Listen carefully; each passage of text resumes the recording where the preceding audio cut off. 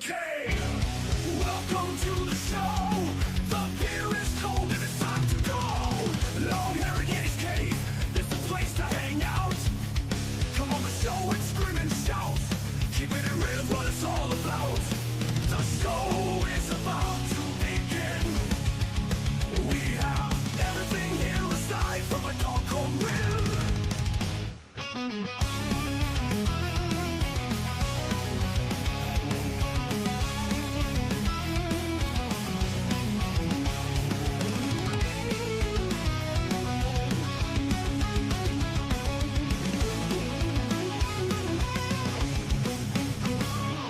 The show's about to begin. We have everything here aside from a dog called Will.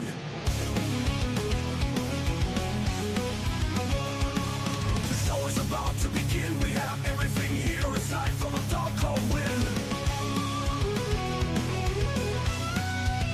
Keep it real, keep it real, keep it yay. Welcome to the cave, welcome to the show. The beer is cold and it's time to go. LongHairedYeti'sCave is the place to hang out. Come on the show and scream and shout. Keeping it real is what it's all about. The show is about to begin. We have everything here aside from a dog called Win. Come on, Win. Woke is dead, guys. Join Long-Haired Yeti in the cave for honest thoughts and opinions. Trust me, it's better than the basement. There's sausages down there. Portuguese sausages. And you have to keep your back to the wall. Stay non-butt fucked.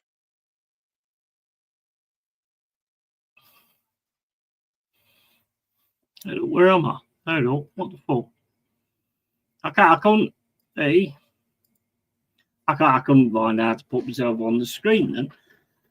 Big up everybody, how you doing? This is the real deal, and here we go. And yeah, the chat is in the. No, it's not. The link is in the Instagram chat, and yeah, it's going to be a good one. Dal, let's go. Absolutely, you know the drill. It alike, absolutely. That's a banging song. Yeah, I used that Sony AI and just wrote the lyrics, and I love it. I think it's fucking brilliant. Came out so much better than I thought. Just had to throw in an Arsenal dig in the intro. Mate, you know what? It just worked. It just worked, mate. I couldn't help it. It just worked. I was like, this is going to be fire. Oregon, Rossi, the Yeti, and hey, DJ, hope you're well. Yeah, hope you're well, DJ, mate. Haven't seen you for a while, so I hope you're doing good, pal. And just bring on my first guest, which is the man himself, DJ Oregon Goon. What's up, buddy? Good. How you doing, man? You all right? Doing all right. Let me turn the volume up here a little bit. Get Feeling, this fraud out of my club. Mate. I thought that might be like the first thing that you said. But, I mean, look, to me, it's like, and to people that know, yeah, there's no such thing as a friendly between your rivals, your hated rivals. Yeah. You know? Yeah. I mean, and to not start Goikarez, to not start your $70 million striker. No. It's bewildering. It is fucking bewildering. You know what I mean? It makes no sense. You know, it's insanity, you know, doing the same thing over and over again and expecting different results, bro. Yeah. Absolutely so right. Stupid. Absolutely right. You know, there's no mix up in the play. It's so pedestrian. It's predictable. It's adaptable by other teams. We did nothing but move the ball to the right. We had an empty void on the left side again. Yeah. It's just, you know, I watched 3 series of highlights. Like I was talking to you earlier in the week. I was going to get up at 4:15 to watch it, but then I decided, you know, I was figuring it would be 1-1, right? You know, we'd both kind of go out there and just run around and go through the motions, and that'd be it. But no, we fucking got beat, and there's no other way around it, bro. And like you and I talked last week, they're going to be better with Thomas Frank. They're not going to be better technically, right? But they will be better defensively. They'll be able to hold the ball better. more they're dogged. not going to be as loose open. Yeah, they'll be more guarded. So They were a lot more dogged. They were a lot more dogged. I'm gonna bring Jez in, but first of all, I want to say, Cole, fuck you, bro. Fuck you, bro, about being on loan to Derby. That's shit. below the belt. I was losing friends by the minute. If you want to come on, Cole, you know you can, bro. Anytime. There's my guy. How do you do, bro? Hang on, mate. I'm just hang on. Okay. Hang on. I'm just sharing. Yeti rage meter is loading. Nobody. Down the building or lack of. Just set this up here for you. Yeah, rage meter loading. Yeah, it was, mate. It was. Look to you, Cole. So I gotta text this here. God, it's slow, isn't it? You're on? I know, I'm just setting this up to stream it for you. Oh, are you passing it over to your channel? Are you? Yeah. Oh, okay. Yeah, it's on. I think it's on. It says tick on it anyway. Pick up assembled. Yeah, no, I was going to get up at 4:15 because I figured, maybe for once in his lifetime, this manager's actually going to fucking do something, against our rivals, obviously, on a big stage in Asia. But no, it was the same diluted bullshit that we've seen for the last 5.5 years. Nothing compares to the 2022-23 season, right? Where we had 93%. We had 93% being on top in the Prem. That was it. That's the mountain. That's the limit that we can do. Champions League, semifinals. That's the limit this manager can get us to. Which is, it's better than finishing 5th or 8th, and it's better than not being in the Champions League. It's better than not going on the group stage. So yes, it's better in where we're placing, but the football is predictable. It's pedestrian, like I said before. It's adaptable. Any team can look up and figure us out after the first 15 minutes, And it's like not you and that's what I've said before. And I know I've said this on your show, Yeti, and I know I've said this with you, Jez, too. No matter who you bring in, as long as Arteta and Odegaard are doing Arteta and Odegaard things, nothing will fucking change. And we've already seen that in the first couple of preseason games. Nothing will change with those two running the show. Nope. It's I agree. Big up to the assembled. And DJ Crane says, I tuned in for like 10 minutes and I heard Arteta yelling, back, pass back, Saka drop back, Benny, now. Then big up assembled, big up Jordan Brad, big up everybody on Jez's Arsenal as well. Big up to you. Welcome to the real deal. Big up Jez. Much love Arsenal in the mud this season. Can't just rely on Gyökeres. Yes. What do you think? Because it's like, I know people say like it's friendlies and all, but there ain't no such thing as a friendly against your rivals. No. Is it? No, that's absolutely very true. But the question, listen to what Dale just said. I said this the other night. It's quite evident from what I've seen this pre-season. It's the same shit we saw last season.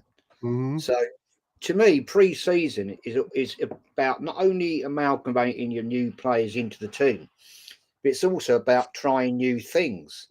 So it's quite evident to me this manager doesn't have the tactical ability of a bloody amoeba, right? Because at the end of the day, it's the same shit we saw last year. He has no plan B.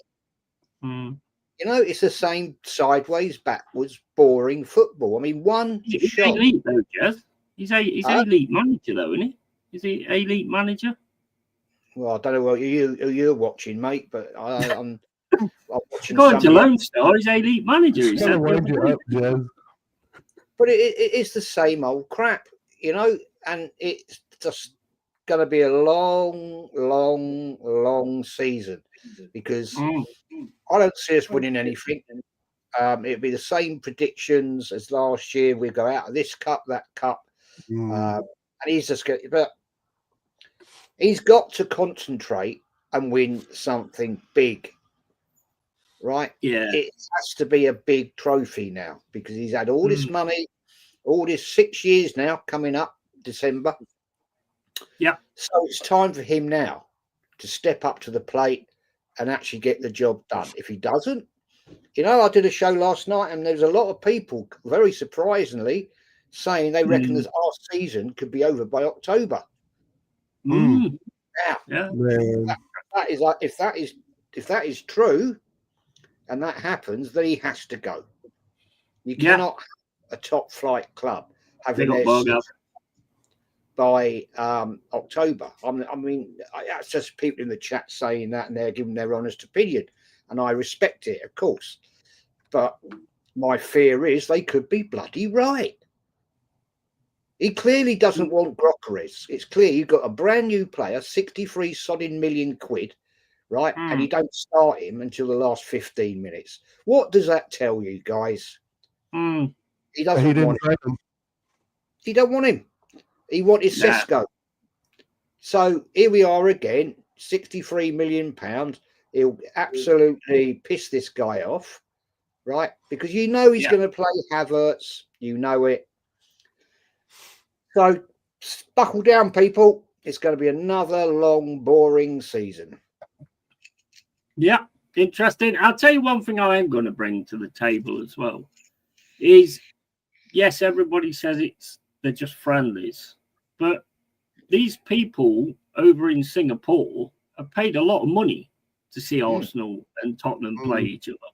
They've all got the shirts on. That's all Spurs shirts. That's all Arsenal shirts. So you should kind of, even though it's a friendly, you should kind of put something on for it. And I think, if you want my honest opinion, because I'm going to give it anyway, but basically Spurs came at you with a tough game, and basically Arteta turned around to the guy, because you lot was getting involved in the rough stuff as well. Arteta told him to stop doing that, and then told him to keep chucking themselves to the floor. Ref weren't having any of that. He wasn't having any of that. I think Spurs were the only ones that got a yellow card, but I don't know. Oh, it was you. I can't remember. But it's like, as soon as that didn't work, there was nothing there. I was quite impressed with Spurs, so you probably won't like me saying that, but I was. They were organised. They did look organised, Dal, because they've got a better manager. That's what. Exactly. It's not hard, is it? And I would absolutely destroy Bournemouth. And we would struggle with Bournemouth right now. And United absolutely wiped the floor with them. Yeah. Hoyland got his first goal or second goal in preseason. How many preseason games? I'm at the point now, Jez, it just doesn't look good. Right? It's like he's juggling more players than he can control.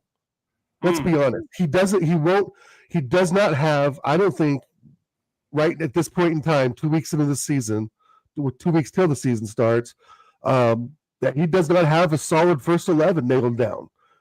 He's got some decent players. I think Madueke's an okay player. I think it's decent squad fill. I don't know if he's any better than Reece Nelson, right? I mean, that's the real debate. Which one's really better? Which one has been clutch for us? Reece Nelson, right? So Madueke's just a year younger than Reece Nelson, something like that. I think he's 22 and Reece Nelson's 23 at this time. Somewhere in there, or maybe they're the same age. The fact is they're the same player, so there's really no difference. We should have just brought Nelson back from Fulham, but now it looks like he's going to go off. And if, like Jess said, if you buy different players, you've got to experiment with different things. Like, where's the 4-2-3-1? Why can't we isolate Gyökeres up top? Why does he have to be in a 4-3-3 where he has to play kind of a false nine striker type role? That, he could probably do it, but you're, like Jess said, you're not going to get that in 15 minutes of play. No. I mean, it's stupid. Why didn't Havertz get 15 minutes of play? He's the one coming off an injury. He's the one who's been in the workout room, right? You would think you'd bring Havertz on for the last 15 minutes, but no, he plays the guy that's just coming off an injury for 75 fucking minutes. Not the player that we just bought who's fit and ready to go now. And like Jess says, is it an Arteta sighting? No, it's purely a Berta sighting. But if this is an issue, we are doomed now. We're fucked now then if this is a dressing room issue between Arteta, Gyökeres, and Berta. The drama's already started, if that's the thing. I try to steer away from that, not get too much into that, what's really going on in the dressing room. I don't know. Jez, you guys would know better than I would. I leave that to you guys, the experts, to figure some of that out, because you guys have been following your clubs a lot longer than I've been following Arsenal, and you've been following English football longer, right? But I do know that when you bring a fucking donkey back from injury, you don't play him against your biggest rival for 75 fucking minutes and expect him to produce, and then bring the number second best striker in the world, third best striker in the world, for 15 minutes and ask him to change the game around against our biggest rival. Yeah, it just adds the rivalness, as you guys know, just adds that added heat and drama and violence, to the pitch, right? And so you want to go out there with your strongest 11. And Kai Havertz doesn't make the bench; he's the bus washer. Go fucking walk, win. It's just, again, it's insanity putting the same shit out there, expecting different results. The style of play, it's not, we don't even have the identity of that yet, because we had no identification of style of play last season. 14 draws, nobody was, I didn't watch the last 4 weeks of football. I literally could not watch that team play anymore. No. It was like watching golf. You was looking different. It was exactly the same as what I saw last season. Yeah. It was exactly the same, pigeonholing Havertz in, micromanaging from the halfway line. Frank's just standing there, trusting in his players that he's got. I saw a difference in Spurs. I didn't see a difference in Arsenal. And the friendlies, yes, you put it on, but you tried different things. Nuno's tried a 4-4-2. He's done all different things, a diamond. That's what you do with friendlies, And Pipes here says it perfect. Arteta only has players, but no team. Exactly. Yeah. Same as United Spurs last season. We're buying players to cause problems, Jazz. It's like we have 3 left. We have 4 left wingers now, and we're expecting to make these deals in two weeks. We again put ourselves behind the 8 ball. The outings should have been done 3 weeks ago. Why are we fucking around with Nelson and and Kiwior? We played Endoy today. We played Endoy for like 60 minutes. The one we've signed this week. Yeah. He was on the pitch for like 60 minutes. Yeah. Well, our Goicoechea, the number 3 second best striker in the world, is on the fucking bench. Taking instructions from the coaches. He was burning to play as well, wasn't he? With him getting stuck at Sporting CP with what was happening, he was burning to play, and he only gets 15 minutes. So it probably pissed him off already. Right. That's what I said today. He don't want him. It's quite evident. He's not interested in Goicoechea, and he's acting in the usual Arteta impetuous child. By the fact he's saying, "Well, I only wanted Sesko. I didn't want this guy." So you've pissed me off already, Berta. You know what I'm saying? But I don't know, man. DJ Crane's spot on there. The 15-year-old is the one that's lighting shit up. That's what we're talking about. A 15-year-old. He looks absolute quality. But the one thing I'd say about Dalman, hopefully you get a good manager in who's going to put him in the right direction, because you look at Saka, and Saka for me now is the biggest diving player in Premier League. Yeah. He got a knock the other day, didn't he? Dead leg. And who's that down to? The fact he's diving. Who do you think that's down to? Arteta. Tell him whenever you get touched, just fall so we can keep you. Yeah. Sometimes he don't even get touched. Sometimes he don't even get touched. Yeah. It's all. I mean, we're already saying that it's big up Paris. If we're always saying that, if we're always seeing this already, the first couple games. I know we got Villarreal coming up, I think, on Wednesday. I just don't see. I wanted to see a 4-4-2. I wanted to see kind of, Martinelli, Rice, Odegaard, Saka in the midfield 4 with Havertz kind of like off left, like Henry played at times with Bergkamp up front. Tony. I kind of want to see Havertz off that left-sided striker role and Goicoechea up front, just off the left side, right? That 4-4-2. I always thought we were good at that. And of course, that's Wenger days, right? And I'm sure George Graham days too. You know, I was a little bit after George Graham, so I can't comment on that. But you know, I just see that 4-4-2 working, right? Rice drops back, Odegaard goes up, assists Havertz on the left side, and you can kind of see that working. I think Havertz and Gyökeres do have goals in them, but it's the service, right, from Odegaard that gets on my tits every time, because we know he goes to that right side. And he just needs to get to that left side more. And I still, to this day, say that's part of the reason why Martinelli has failed, because he's not getting the ball in positions where he can really do anything. And when he does, his head's down. I get that. But, you know, he just doesn't get the ball as much as Saka did on that right side. You know, and until he was injured, well, Odegaard was injured too, so it sort of just evened itself out. But the thing is that I want to see more movement on that left side. I don't want to see Rice just dribbling up the ball and then looking around for an outlet like we've seen him do so many times. And when he does have that outlet, it's like Martinelli on the left, but he's already so wide, he can't do anything, right? And the defenders are already set up. So, you know, this whole Rice down the left side thing I think is great when it works, but it doesn't work against teams that are organized, and it didn't work against Spurs. You know, so I don't know. I want to see 4-4-2 with Havertz off the left-sided, you know, left-sided striker role. And Jez, you know what I'm talking about, and so you, Yeti. That's what I want to see, because I think there is goals between Havertz and Gyökeres. I do think there's something there if we can just get the right service. Havertz is a problem to the team, mate. He's a problem to the team. I agree, but he will be forced in, and if you're going to force him in, he has to play some sort of center forward type role, right? I don't want to see him at left mid. I sure as fuck don't want to see him in, you know, center midfield, just standing there figuring out if his shoes are tied. You know, I just, no. But he's going to force him in, and I do think that at times Havertz, you know, can do something physically, right? I think he's a presence, but it's obviously not effective, and he's not a goal scorer. But I think he's a presence that would open up more room for Gyökeres, probably Gyökeres things. I don't know. And then I like 4-2-3-1 as well, right? With Gyökeres isolated up front, with Zubimendi and Rice in front of the back four. I think that's a good setup too. But we'll never know because he doesn't play this shit.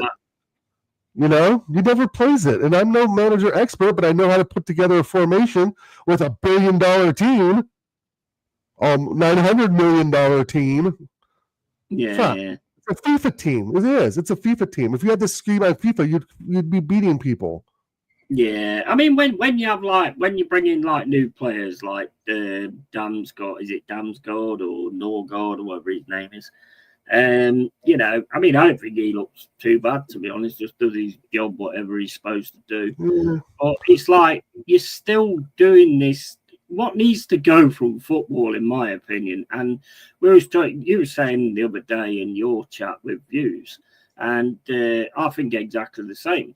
I want the 4-4-2 back because the 4-4-2 was great. When you got two strikers who work together and all of a sudden start to mold together, it's brilliant football. And I think that's kind of what needs to come back, because today it's too much of this possession shit. It's like, oh, we're lost, but we got 99% possession. It's a shit. You lost. Possession doesn't win you games, mate. Of course it don't. Exactly.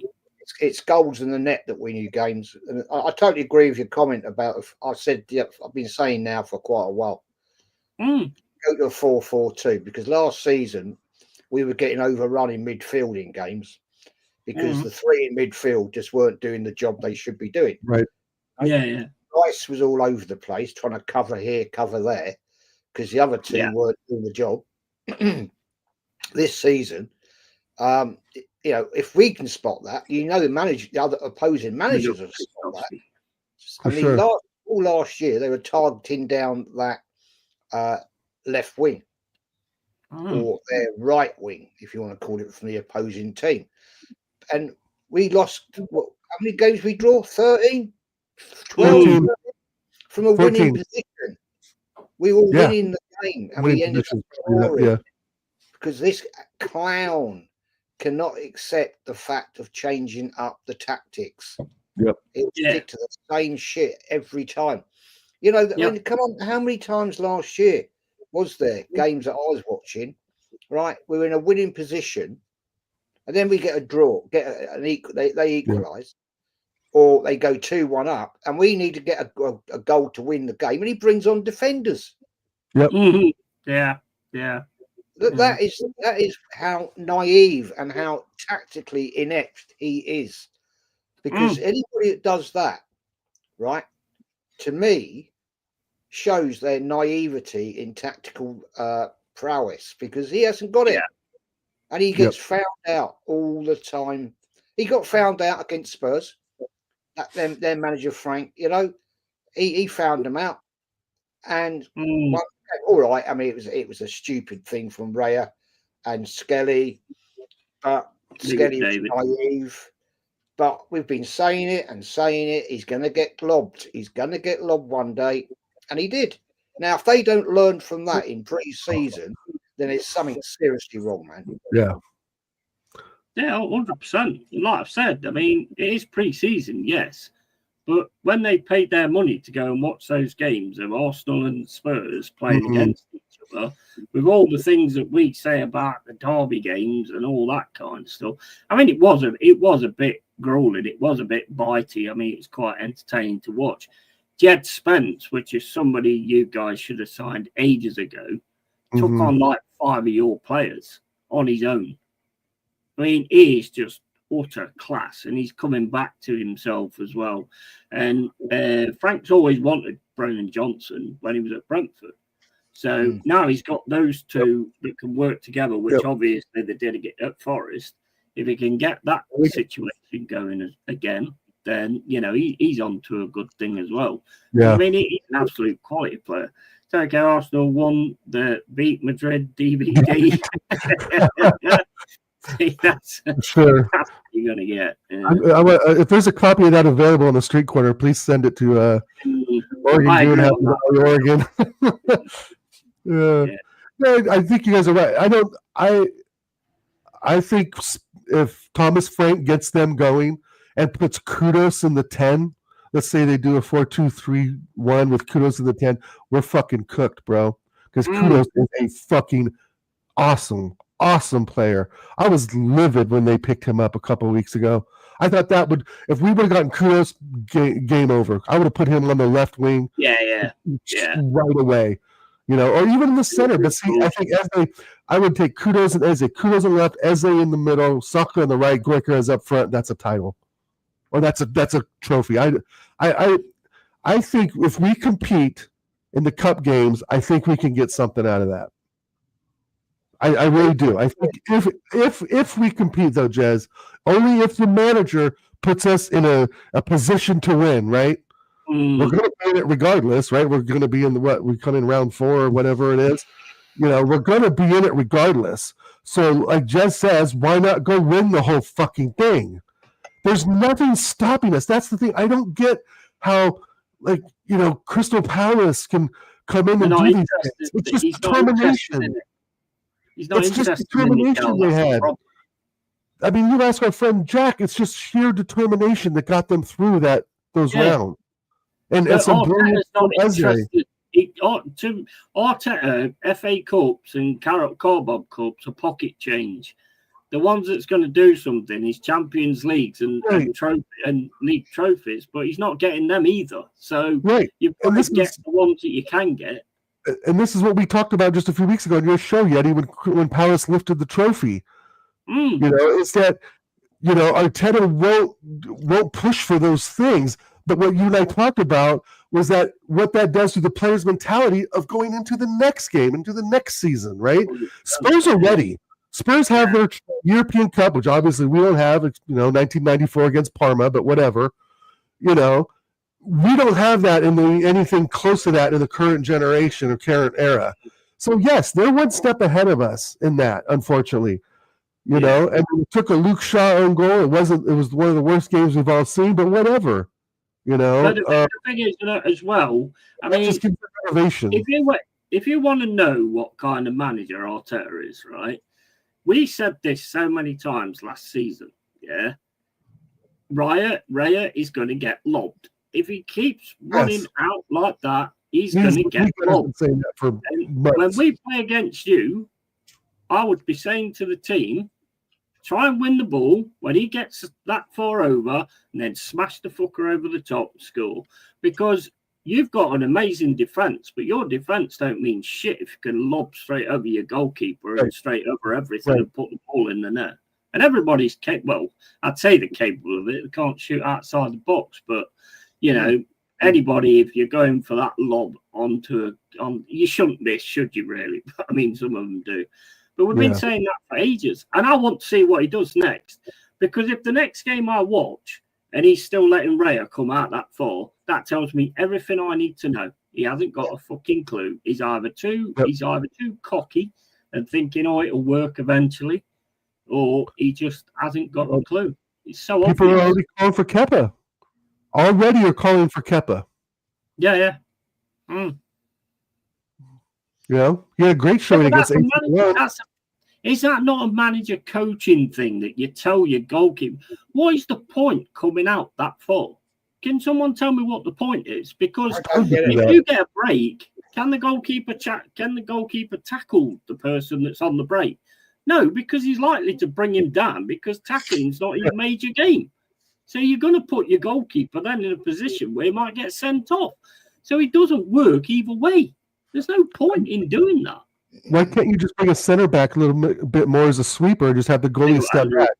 Right? There's no reason to have our center backs holding hands at the halfway line. One can drop back and play kind of a sweeper role to make sure that gap is covered. Exactly. You know, it's just you know, like nobody's going to get a ball at the halfway line and turn on Gabriel and run halfway of the pitch. Like that's just not going to happen, right? No. Especially if Saliba's back there as sort of that sweeper, you know, but then you think the ball's way up on the other end. Do I really need to be that far back? Do I need to go forward, right? But that's all part of the managing as well because he's not telling them where to go or where the gaps are or where to cover, right? He's telling them more of where to stand, who to watch, instead of watching the open areas that are vulnerable for attack, you know, and the loud thing is going to happen again. And I already think Kepa has had a better showing from what I saw against AC Milan. Even though we lost the penalties, but whatever that was, but we still beat him, and he still made some great saves. But again, and even Newcastle goes back to what DJ Crane said. We had to rely on a 15-year-old to get us a penalty because we couldn't. If you've got one of the best defenses I've ever seen, Tony Adams, you know, the four that you had there, even if they go too high up and the goalkeeper comes out that far, even they don't mean nothing if they can lob the ball straight over the top. We got done by Brentford 2 times last season by just a simple ball over the top. And it doesn't matter how good your defenders are or anything. If you're that, to me, he's 101. If he continues to let Raya keep coming out like that, he is a complete fucking idiot, which I think he is anyway, as I've always said. Yeah. Seaman got lobbed. Yeah, he got lobbed a few times. Yeah, you do get lobbed, but come on. But it's just to me, it's just a sense of not having radar or the complete concentration. It's about concentration and radar of what's going on fucking around you, right? So I don't know if it's Arteta or Raya. It's a mix of both of them, and it just can't happen anymore. And like Jez has been saying on the shows, we go down a few points. If we start drawing games early, it's done. It's done. Like we are not. Says, who's the Woolwich fan's name at the bottom? That's Jez, mate. That's Jez's Arsenal. Woolwich. 200%er. Woolwich. And guy with an A beginning with N. And Wagwan, Mr. Collins, Donna Cullen. Question: every goalkeeper at this Twitter buys gets lobbed. Coincidence? That's true. Yeah. Wagwan, Mr. Yeti. But I get a Wagwan either, Donna? What the hell? Don't get a Wagwan. A Wagwan, whatever it is. Donna's cold to the American. You know, let's put in Kepa. Let's put in Mascara. Let's pair him up with Gabriel Saliba. Let's put, you know, Timber at right wing, Skelly at left. Let's put in Zubimendi and Rice as the 2 in front, and let's see what happens. But I know, and you know that I know he's going to play 4-3-3 consistently every game for the season. And in my opinion, that's the easiest formation to find out, because once you're past the midfield 6, it's done. Right? Once you're past the CDM, it's done. There's really, if the other center mids compact in and compress in the middle more, that's great, but that doesn't always happen. And I still feel like with Odegaard controlling the game, nothing changes. The tempo doesn't change. The passing range doesn't change. The objective side that he takes to the right side every time to Saka, right? It's Odegaard, Saka, Odegaard, Saliba, Saliba to Saka, Saka to Odegaard, Odegaard to Saka, Saka whips the ball in and nobody's there, or Saka takes it in the middle with his left foot and bashes it far post, top pins, right? You know what I'm thinking about? Those are far in between. How many times did Saka do that last season? What, 3 times, if that? Yeah. You know what I think about Arsenal? If the idea he's got works and you start banging goals away, you'll beat anybody. But when it don't work, that's where the problem is. Because as soon as it don't work, there's absolutely no ideas. He's into AirPod Albert or whatever his name is. Yeah. I saw him like that. Even for Liverpool and City, right? If their strikers aren't firing, it's not working. Right? So you can similarly say the same thing for Liverpool and City, essentially. Yeah. Right? If they're not firing, they're not firing either, right? But the thing is that if they're not firing either, I don't see us climbing to the top, Jez. I don't see us doing another January, February of 2024 where we scored 31 goals and conceded 4 or 5. Remember that run we went on, right? So if that doesn't happen, I still think we end up like last season, Jez. I still think we're in the double digits of draws. I really do. I totally agree. We cannot afford to do that again if we're going to be serious about contending for the league. It's just not going to work, I mean, but there's comments out there, Dal. When we were invincible, we drew 13 games. Yeah, but we didn't lose any. That's the difference. Right. Like, we lost silly games last season from being in a winning position. Correct. That's the difference. The Invincibles didn't do that. And I mean, you've got to admit there was a few lucky games there that Arsenal maybe shouldn't have won, but the determination of the team got it over the line. Different quality team. This team hasn't got that. And you were talking about the domestic cups, right? He won't go for the domestic cups because he's not serious about the domestic cups. But that's crazy to me. We have the squad now to compete on all those fronts. We have the striker. We have the striker that we've been needing to get us over the line in these cups. If we would have had Gyökeres, let's say, in form against United, we would have probably lifted that cup. It probably wouldn't have gone to pens.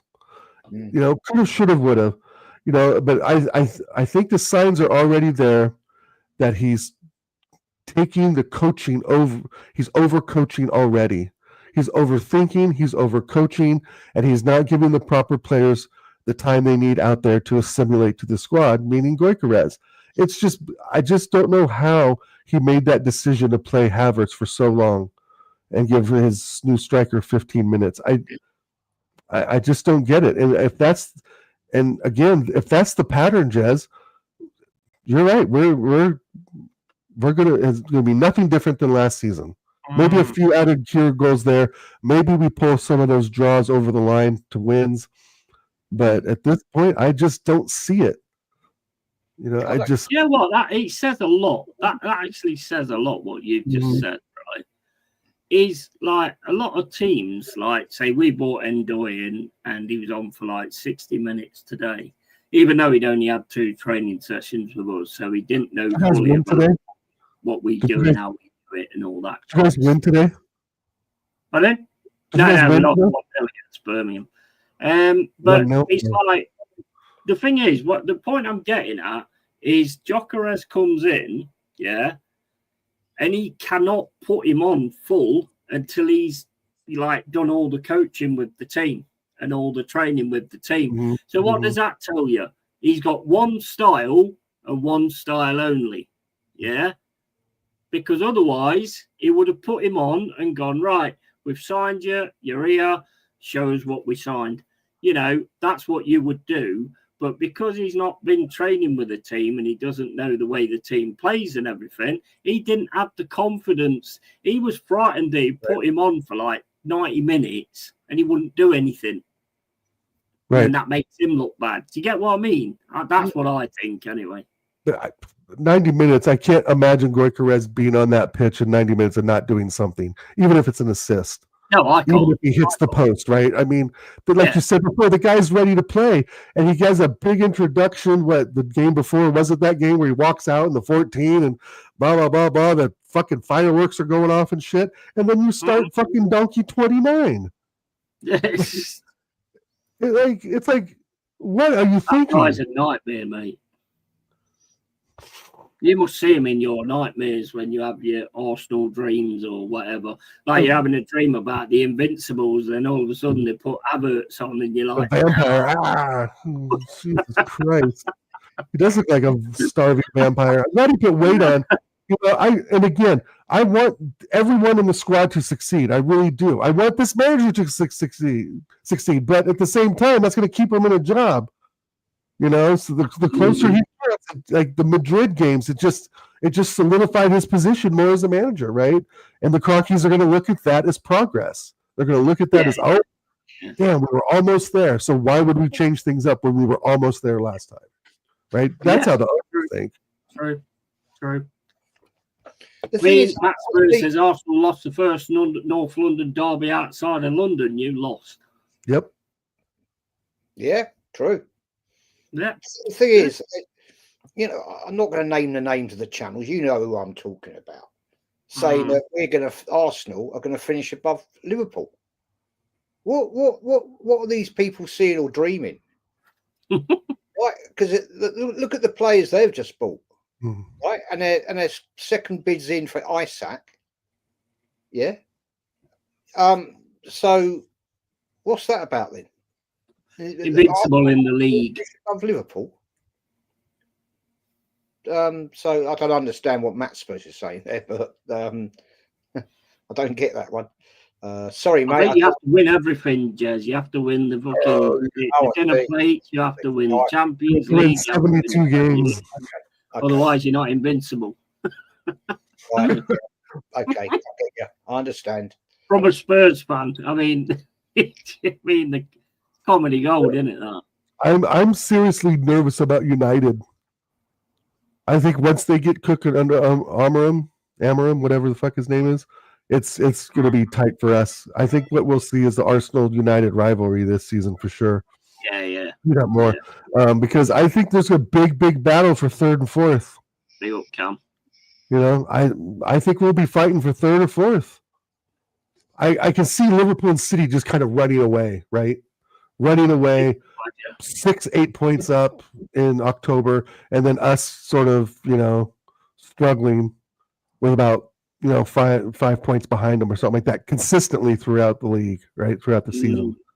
I just don't think it's one of those seasons where we're going to go up, then we're going to go down, then go up, go down. I think we're going to consistently stay around third or fourth, maybe even fifth. You know, because the teams are getting better. Chelsea are getting better, which we know. United's getting better. Forest has gotten better. Newcastle's, we'll see, right? Sesko may come on and pop off for Newcastle. We don't know, right? But I think at this point, Isak's going to stay because Liverpool hasn't upped their transfer fee for him. I think they went to 140 and that got denied. I think they did 120. I don't know why the players have don't want him back and they want him sold. Well, I mean, I don't know how much truth there is in that. That's just social media. Yeah. But that would make sense. A good one though. Jez, do you see any character within this team? If we concede a goal, there is no communication amongst the players on what went wrong. No, we ain't got a captain, mate. No. He is not a captain. He's got no balls to be a captain. No. The last part of last season, the only person I see giving any direction to the team in difficult times, right, was Declan Rice. Getting in people's faces, a bit like the old Tony Adams, you know, straight in their face, wagging the finger, you know. Yeah. That is a captain. Odegaard is not a captain material. And you know, I said this last year, and I'm going to say it again. Take the captaincy off him, and I reckon you'll see a different player. I reckon the pressure is too much for him. I don't think he has the balls to be a captain. He doesn't have the No, I don't. Doesn't have the experience. No. I mean, take the captaincy off him, give it to somebody else. Gabriel, Rice. Rice has got the experience. He's done it before. So if you took that pressure off him, Odegaard, he might be a different player. Yeah. You can't have a captain disappear in big games. Right. No. And he does. He disappears. He'll stand behind players. He don't want to get involved. He's frightened of making a mistake. Well, I'm sorry, it's not a captain for me. A captain leads the ship, right? Yeah. And he leads the team on that park. And if we ain't got that captain, then there is assembled. There is no character that can actually keep the team together. No. Big up Shane Gooner. All Odegaard does that I see as a captain is just every time like things ain't going well, he just stands there and goes, come on, get behind the team.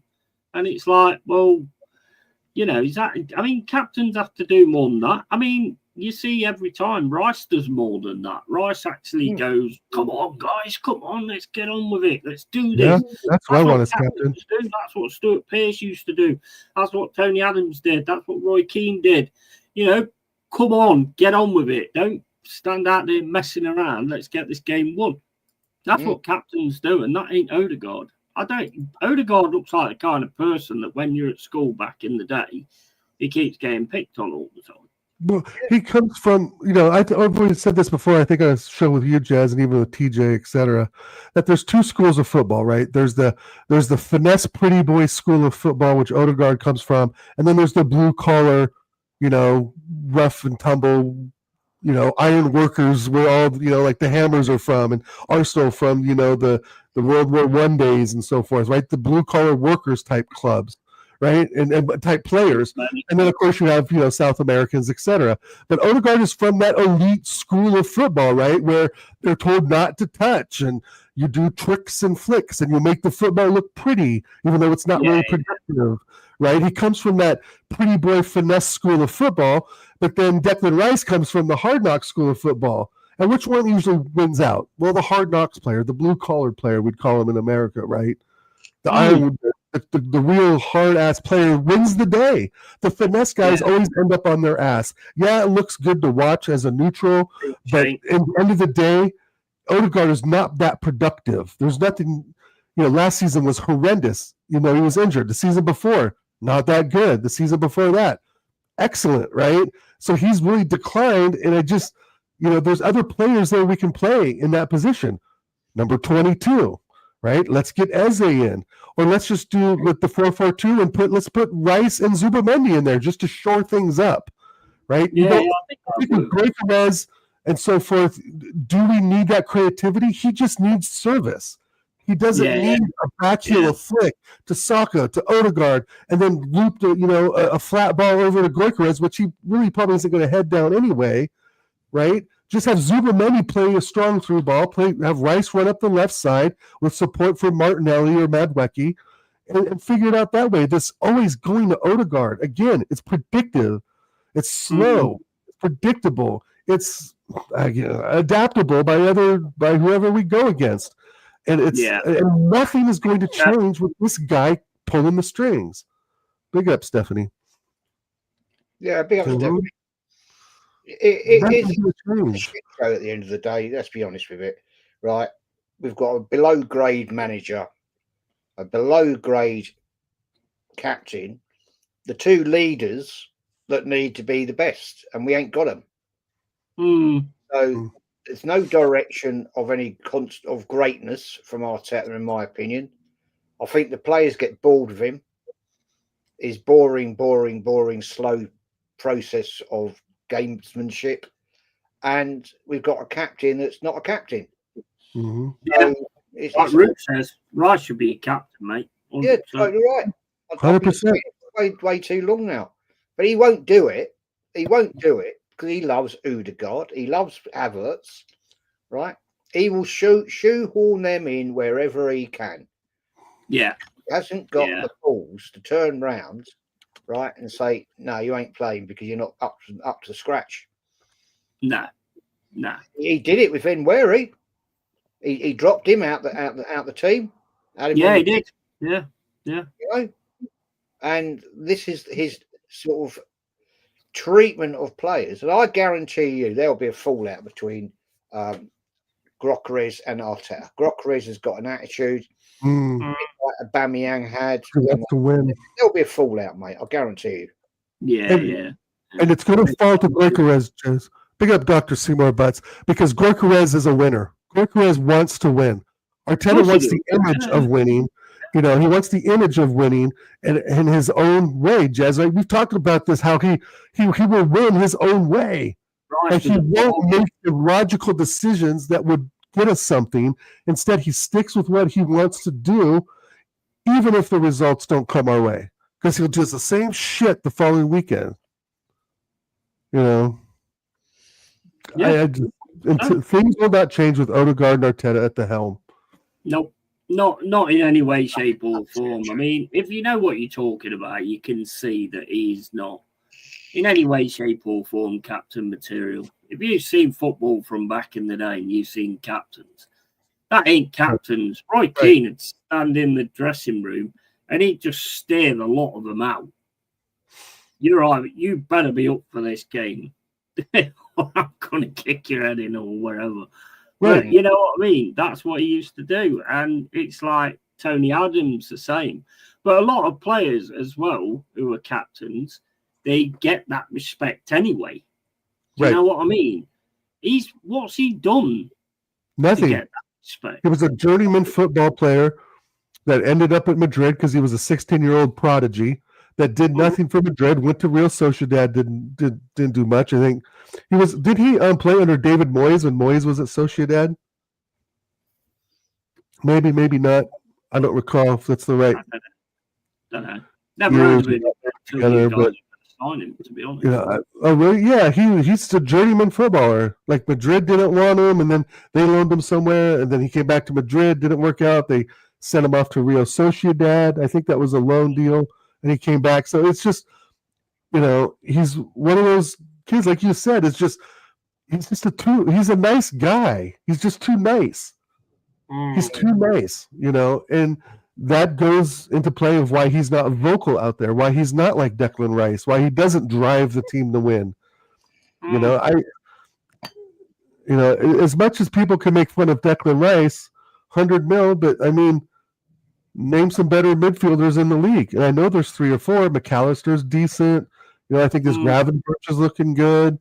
But Declan Rice is one of the top midfielders in the league. I don't care what really anybody says about that. And he's even proved that against Madrid. I mean, against, one of the biggest stages in the world. So 100 million shit, that's nothing now. He's worth almost 150. I totally agree with you there, to be honest with you. I think Rice, since he's come to Arsenal, has come into his own. Deserves the honor. Times you watch a game where there's not a lot happening and he's trying to make things happen all the time. I mean, I think he's been an absolute phenomenal signing for you guys. And I go on a limb right now and say that if you if you sacked Arteta and you got a proper fucking manager in them doors who's actually a manager, Simeone or whoever you want to pick, you'd see a massive difference straight away. I'm ready to bring Conte in. He just won it with Napoli. Is he in prison?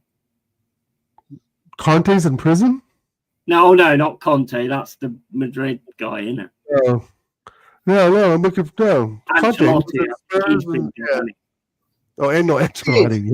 Why do we take so long? Right. I mean, this Gyökeres deal went on forever and a day as usual. Right. The Eze thing. Just pay the release clause. If we're serious and we really want him, just pay the bloody money. Yeah. Get it done. Because we always piss arse about. Somebody else comes in at the back door, nicks the player that we want. Right. Just pay it. But we have to mess about all the other. You don't see other clubs doing this. Liverpool haven't done it. Liverpool just gone out and then said, "Right, we want you. Here's the money. Come and join us." Absolutely. I mean, you look at the Morgan Gibbs White thing. I said it today, right? When they find out what that release clause is, now I know a lot of release clauses everybody knows anyway. Like Saka, I think is 120 million or something, because I remember everybody going on about why it was so low.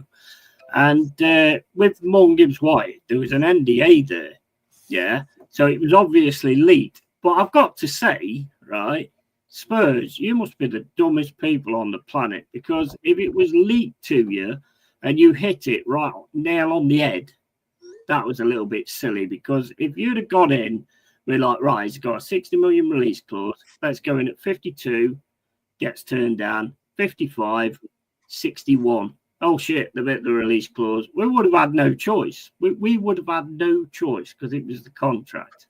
But the fact that you went in right on that price, which no team ever does unless they actually know what that price is, you kind of screwed yourselves, to be fair. Well, it's also you fitting the profile, right? That's I think the holdup, Jazz, is they were analyzing the profile of Gyökeres. A big up fucking Aaron, oi. Aaron. They're looking for the profile. So that to me tells me how great though Arteta's trying to figure out how to get Gyökeres and how can I get him to do this and do that? Well, number one, Arteta, you fuckwad, just let him play. Stop coaching the talent out of these players. Let them express themselves. Let them play. That's the thing. We look too constrained against Spurs. Release the leash, man. Cut the leash. We've been saying this for like 4 or 5 years now. Cut the leash. If we concede a goal, that happens. But go and score 4. Go and score 3. Right? Make that the objective. Defenses give up goals. You have to score goals to win these games. I hope you actually win something so that I don't have to hear all this moaning all the fucking time. Forest and Arsenal, just to make sure that you actually win something. You just like our colours. Not with this idiot. This guy's an absolute idiot. And you guys know it. Everybody in the chat knows it. You all know what this guy's all about and everything. And it's just ridiculous. I don't understand how the others can't actually see it because it's just so obvious. He doesn't want to see it because he's in his own head. Not him. I mean the other fans. I'm so mad that we even just lost that game in the way we did it. The way we did it. So, is again 100 times. If it's Arteta and Odegaard, let's expect the same. Jez, Aaron, Seymour Butts, Gunnar ER, nothing but the same. Odegaard pushing it to the right side, getting it back, passing it behind, getting it back, passing it to Saka again, waiting for Saka to pull off something, miraculous. And when that doesn't happen, it goes back to Odegaard or we lose possession of the ball. How many times did Saka get the ball on his left foot last season, get in the center of the box and bash it top bins? Twice. Yeah. I know he was injured, but it's like we have to rely on him to do some of those big things, right? We have to rely on him getting the ball on his left and going past a couple of defenders and smashing it in. He has to do those things. Like Gyökeres has to put the ball in the back of the box. How Martinelli has to lift his head up and actually get a shot on target. How Trossard has to figure out which foot he wants to put the ball on. There's little things that add up to just these inconsistencies, right? It's just I think everything has to go perfect. But when it doesn't go perfect, there's no plan B. Everybody has to be doing things perfectly. And if we don't, we're going to end up with draws, and then we're catching up. And I think if we get 2 or 3 draws in the first 6 or 9 games, we're playing catch up the rest of the season. Teams will work you out. I mean, it's not, to be honest, sitting watching it, it's not that easy. It's not that difficult to work you out, because if Raya keeps doing that, then I'm telling my players to go for the lob every time it's on option.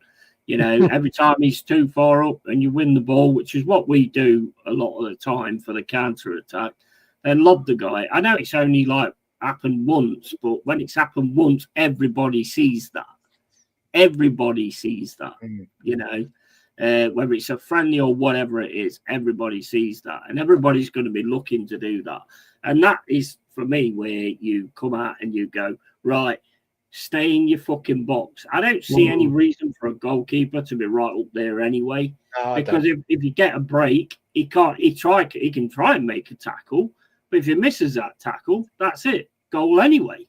Or if he does the tackle and the player pushes the ball away from him as he comes in, that's a foul and he's fucking off.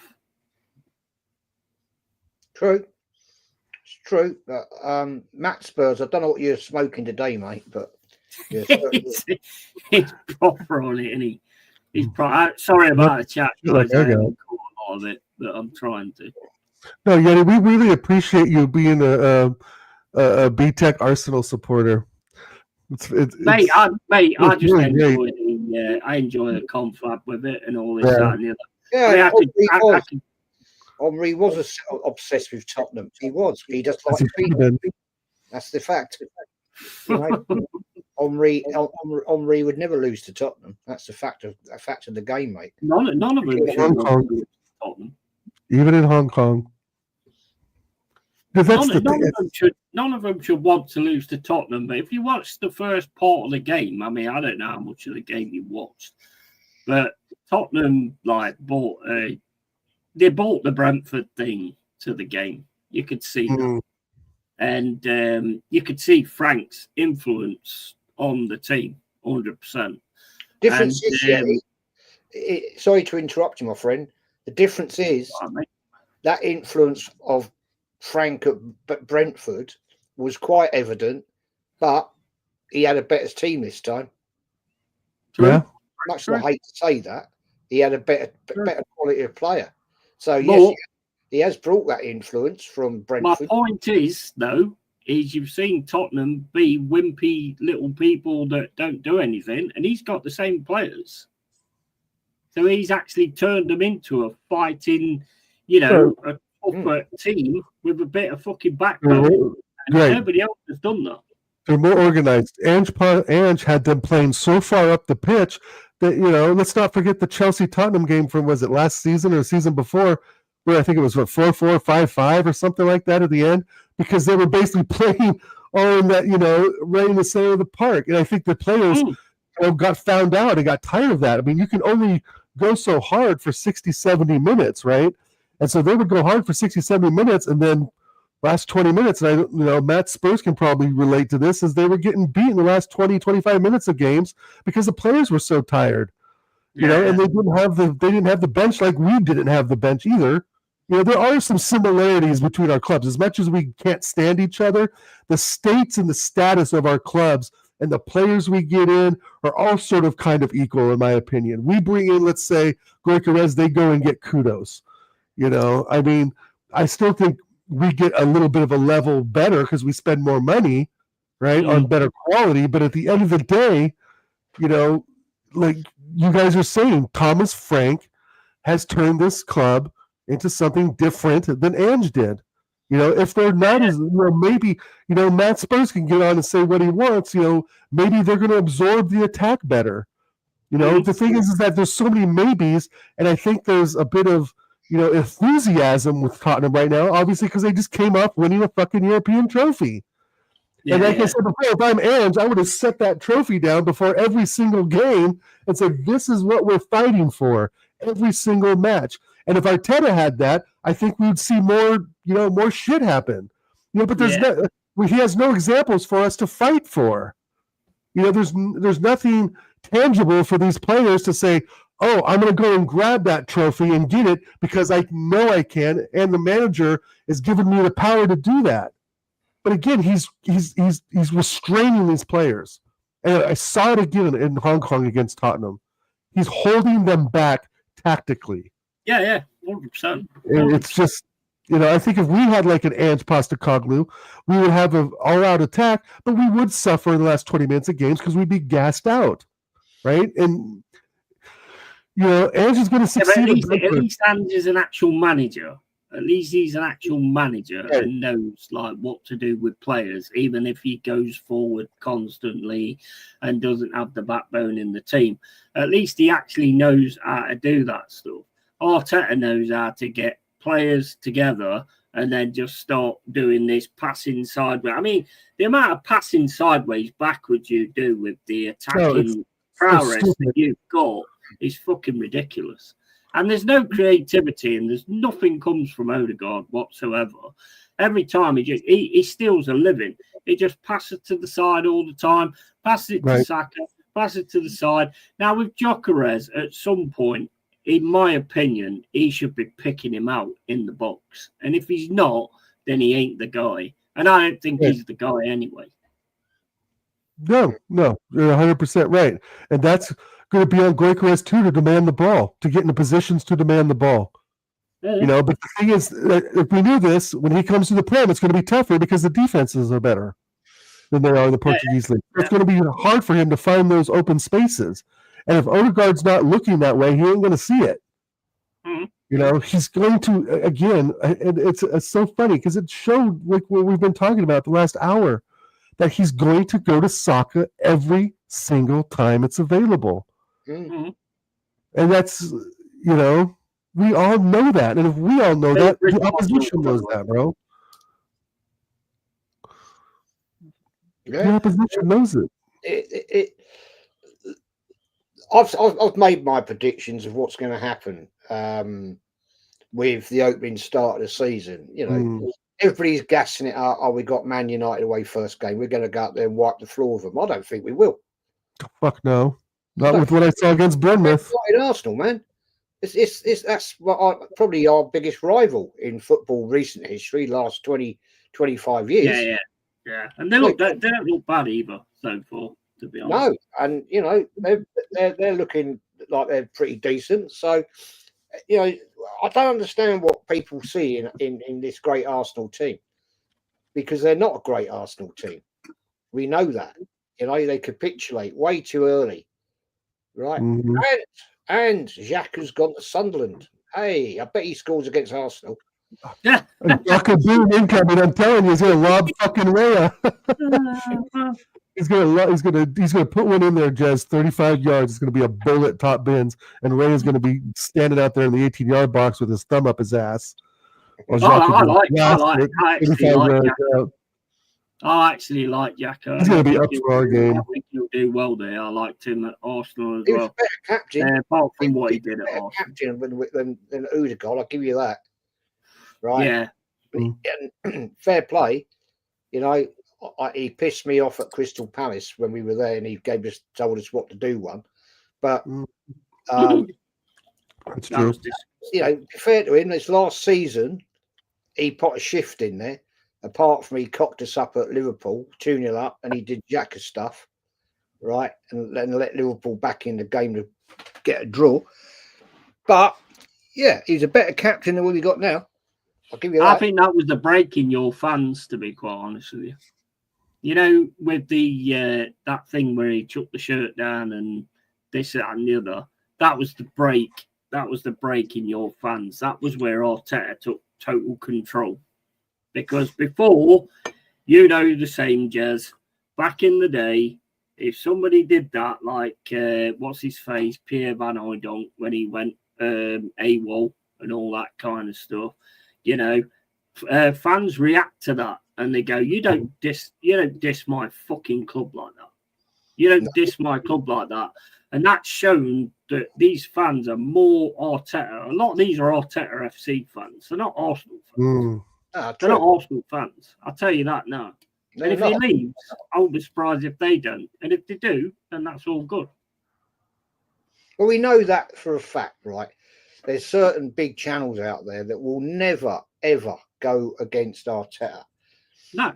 Because they've got the inroad to Arsenal and they can't afford to go against. Now, the interesting point is, you know, I said when I was chatting with Views the other night, right? We did a stream. Good stream that was. I really enjoyed that. Cool. Was the fact that Arsenal will always be here. The manager won't. Managers come and go. and that's life.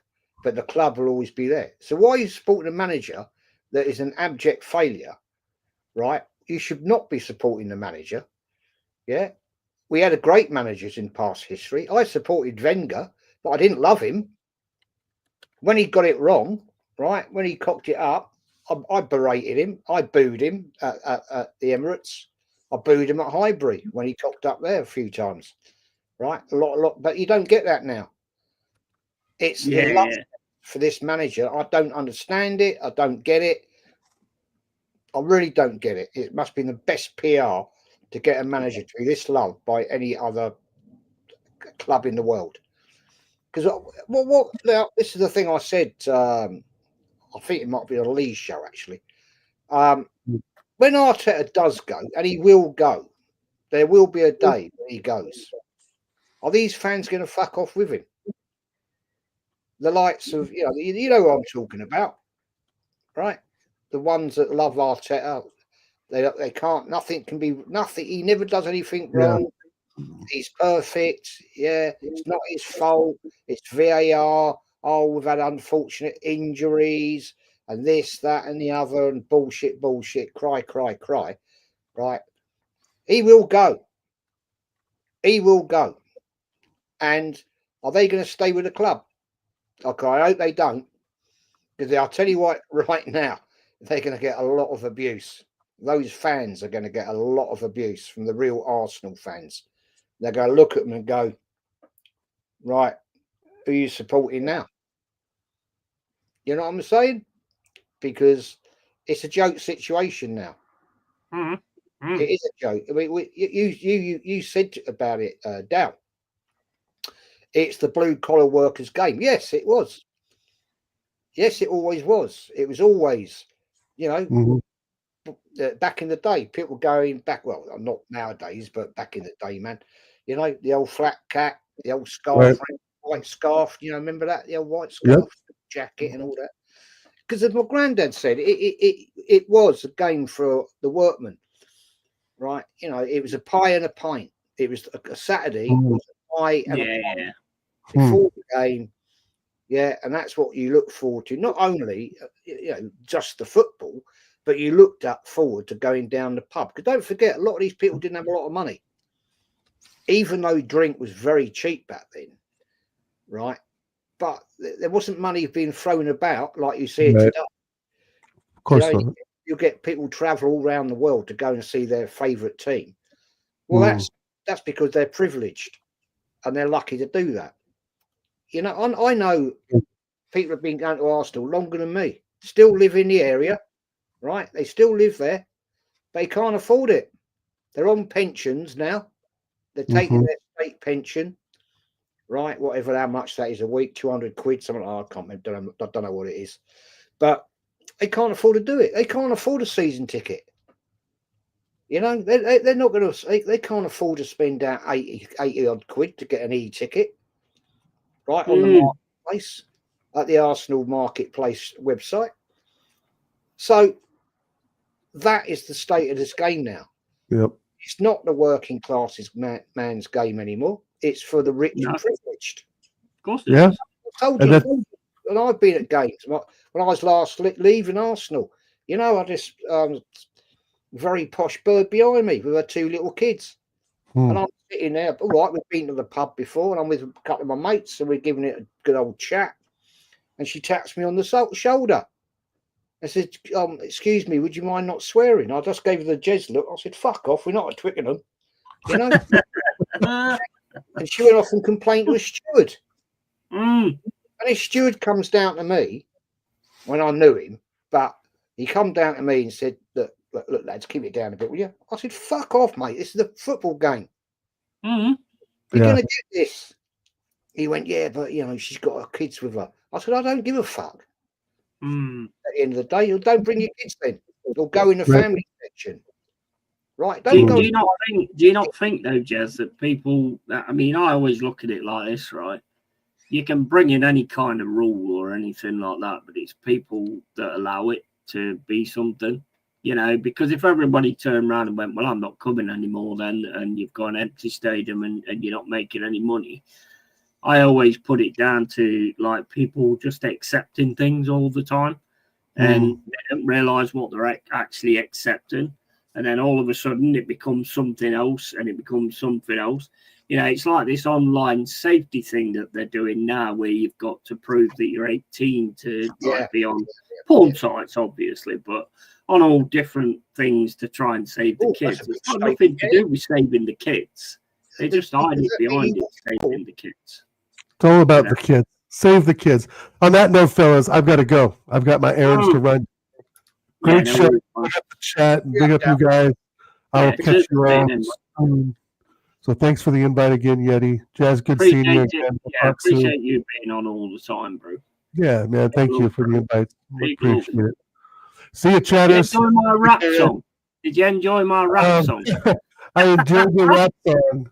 Suno, I gotta get more into Suno.com. I'm trying to figure out how to get the music first and then do the lyrics, because it seems like you do the lyrics and it gives you the music to it. Yeah, and then you have to work out.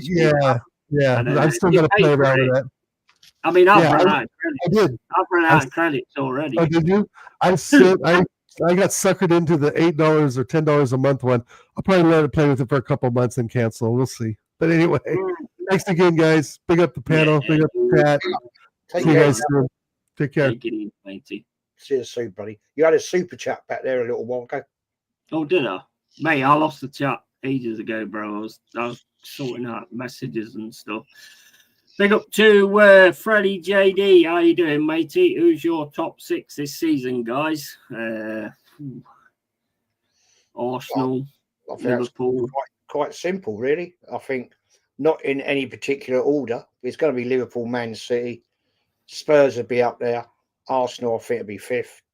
I think you'll see Chelsea there. And there's going to be the wild card. Last year it was you boys. Unfortunately, you dropped off at the end. It's a great shame. Always going to happen, wasn't it? To be honest. Well, yeah, I didn't particularly would. I thought you'd hang it on in there. He just had a few stupid results. Just couldn't hold it together, sadly. Nah. But first time in the Prem for like 3 seasons. I mean, it's not too bad, is it? To like no. Can't fault it. Not at all. But yeah, I knew there was. I mean, I said it a few times now that there's going to come a point where it's just too much, and we're not going to be able to sort of keep doing it or whatever. I mean, but I've always said also that next season is what matters, not last season. Yeah, and I said that during last season as well. We've got to keep doing this, and this season for me, we've got to stay in the Premier League. Top 10, I would say, or whatever, and then win maybe a cup or something like that. That's pretty much my guideline. But I mean, if we do better, then you know we've done it to me before. Did it to me last season. I never expected that, but it's the proudest I've been as a Forest fan for a long time. Watching all that, so I mean, I'm big up to that. You know, hopefully we can go on and do it again. Yeah, I think, you know, if you get your act together, you'll be there or thereabouts again. It's unfortunate that you dropped off the cliff at the end. It was yeah. You were vying for European football, Champions League, weren't you? But apparently we did that on purpose. No, did we? Oh, did you? Who was saying that we did it on purpose? I can't remember. Somebody was saying the other day that we did it on purpose, and we lost to Leicester on purpose, and then we let Chelsea have it. I'm not quite sure what planet they're on. I think they must drink more drink than I do, so I don't know where they're coming from. I don't think we did anything on purpose. Yeah, that's true, mate. But, well, we know there's some right weirdos out there. Oh, fucking hell, yeah. You know, I mean, I see him all the time in my chat. You know, it's going to be an interesting one. Once the season gets going, we know all the Arteta sexuals are going to be out there. Thick and fast and everything like that. Who would you say is possibly staying up from the 3 teams? What out the teams that have just come up? Yeah. Good question. I think Leeds. I'd say Leeds. Yeah, I'd say Leeds. I think Sunderland is too big a hike for them. Yeah. Leeds have been through it before, haven't they? Yeah, Burnley, Leeds. Leeds have been through it before, obviously. Burnley have as well. Sunderland struggle, and I think, but we know we know that Burnley will struggle. They're just the parachute club, aren't they? Down like a horse draw, really. True. Yeah. But I mean, I think like Sunderland spent like 200 million. I think we've set like a precedence for how much. I mean, because if you're going to go into the Premier League, just spend. If you get hit with 3 points, or if the PSR hits you or whatever, so what? Just spend, because that's the only way you're going to stay up. And if you can get so far up and the 3 points, depends what you buy. You can spend, you can buy shit. Yeah. I mean, I don't know many of the players. Spurs are a small team. Fact. He just said, yeah, I just put that one on the screen. Big up to Vincenzo Petrone as well. I've lost the chat altogether, guys. I'm not used to like doing all this stuff. So big up to Aaron, Shane Guna, everybody that's in the chat. Big up to all of you. I don't normally do these shirt streams, but it's like, well, for me, I think Leeds know kind of what it takes, to kind of do to get somewhere. So I think Leeds will be a definite. I'll tell you the team I think who's going to be in trouble: Crystal Palace, because players are getting taken away like fucking nothing. Yeah, if they lose Eze as well, that'd be a big problem. Yeah, somebody will come in for him. I know Arsenal are messing about with it, but I'm fucking just laughing at that comment there. It's fucking quality, that is. But at the end of the day, yeah, Division 2, yeah, 1977. Yeah, but you've never actually fucking won anything, though, have you, Spurs? Let's face it. I mean, if you look at Arsenal's trophy cabinet, I mean, they've actually got a trophy cabinet. You look at yours, you look at ours. We've got a trophy cabinet. You got rid of your trophy cabinet and made it into a toilet. I mean, it's now a toilet with a Europa League cup in it, but it's still a toilet. No, I mean, respectfully, I mean, they did win that European trophy last year, so Arsenal didn't. So you've got to give them credit for that. And I'll leave it there, say no more. But at the end of the day, it is what it is. But the fact remains that it's going to be a very interesting season for a lot of teams. I don't think it's going to be an interesting season for Arsenal, if you want my honest opinion. Yeah. I think it's going to be the same old boring shit we've seen for the last 4 or 5 years. Yeah. And I don't expect any greatness. So, but it's going to be interesting. I think people were saying the other night on my show, it's going to be done by October for Arsenal. Well, if it is done by October, then he has to walk. He has to do the walk of shame, because if it's done that early for Arsenal, then that is disgusting. I mean, I know we can sometimes hang it out there till January, and we've capitulated under Wenger many times in January. We all know that. Top of the league in December, 3rd or 4th in fucking January. But if that's the case with this manager, then he has to walk. He has to go. There's no question. There's no defending. Yeah, I agree. Yeah, I totally agree, mate. Totally agree. Kwaji says, I might get your name wrong here, bro, but Kwaji says, who are Nottingham Forest rivals, Yeti? It's Derby County, the sheep shagging little bastards. That's who our main rival is, to be honest. Leicester think they are our main rival, but they're like our little sister that we smack it. Well, we didn't smack them inside last time. Is that because of Brian we Clough? Normally do. Is that because of Brian Clough? Is that why they're your rivals? They're just our rivals because it's like Midlands, and the Brian Clough thing will come into it because it's like every time we play each other, it goes for the Brian Clough Cup. And obviously, the road that leads up there is the A52. It's called Brian Clough's Way. So, yeah, it is massively. There is a part of it that's about that, absolutely. I just wondered about it because I watched a film.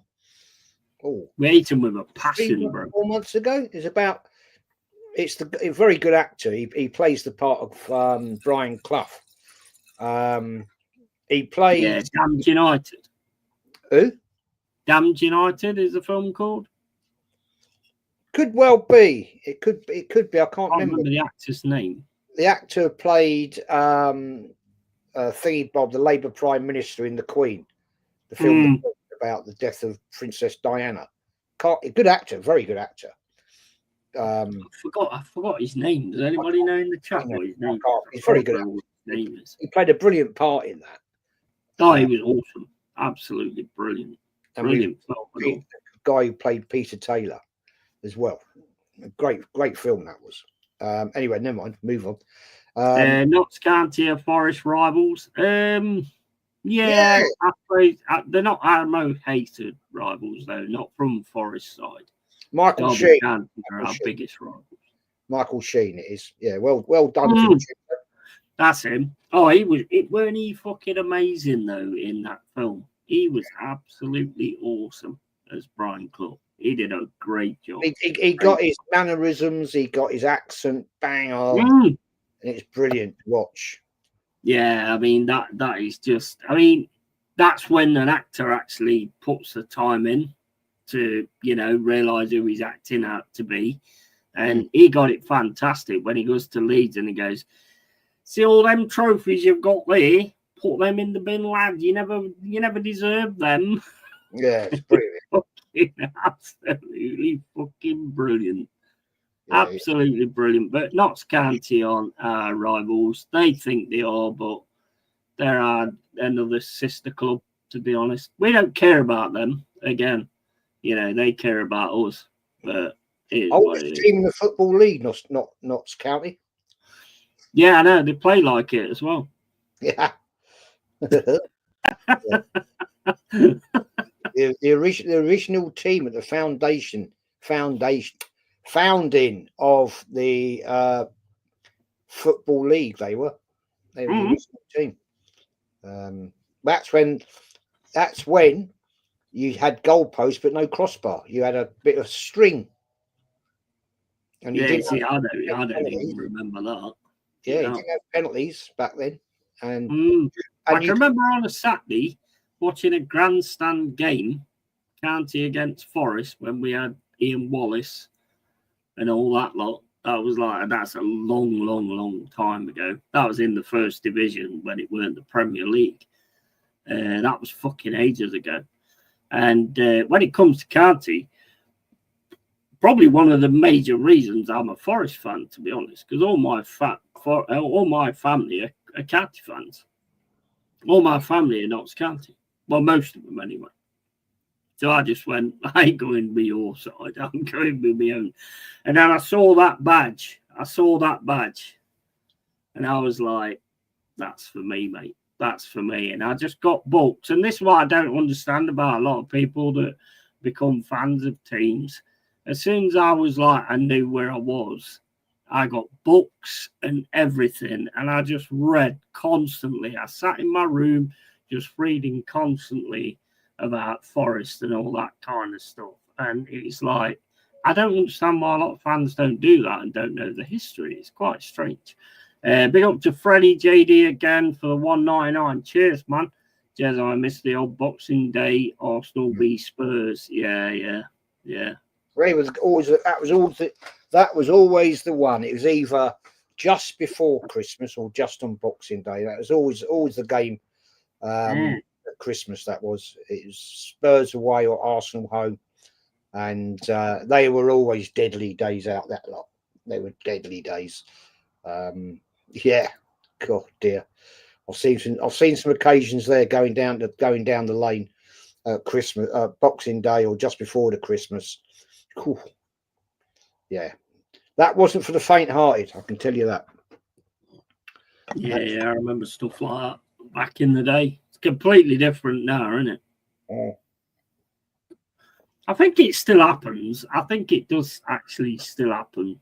You do get that occasional skirmish, but it's pretty much, it's so under control now. The thing is nowadays, not just at football, there's so much CCTV all around, everywhere. Yeah, you're being watched all the time, aren't you? Yeah, I mean, we're the apparently Britain's the most watched country in the world by security. And it's not just at the football grounds, it's in town centres and God knows where else. That it's very difficult that these firms nowadays do that. And it was an occasion, really, wasn't it? That it was very I mean, it is now, to be honest, with what's going on in Britain, what we're currently seeing. We had a very angry society. Crazy, mate. It's crazy what's going on there. Crazy. Madness now. What's happening, and unfortunately, this is not the show to talk about it, but well, I mean, it's the real deal. So, I mean, we can talk about that. Vincenzo Petroni, that Nottingham Forest side, 1978-79, absolutely 100% great team. Oh yeah, it was absolute class, and you know, Brian Clough built an absolutely amazing side there. 100%, and he gives us like the bragging rights we've got now. Let's face it, if it wasn't for all of that, then we wouldn't have the bragging rights. And if it wasn't for him doing what he was doing and going on the TV and becoming a bigger personality than their chairman, he wouldn't have got sacked.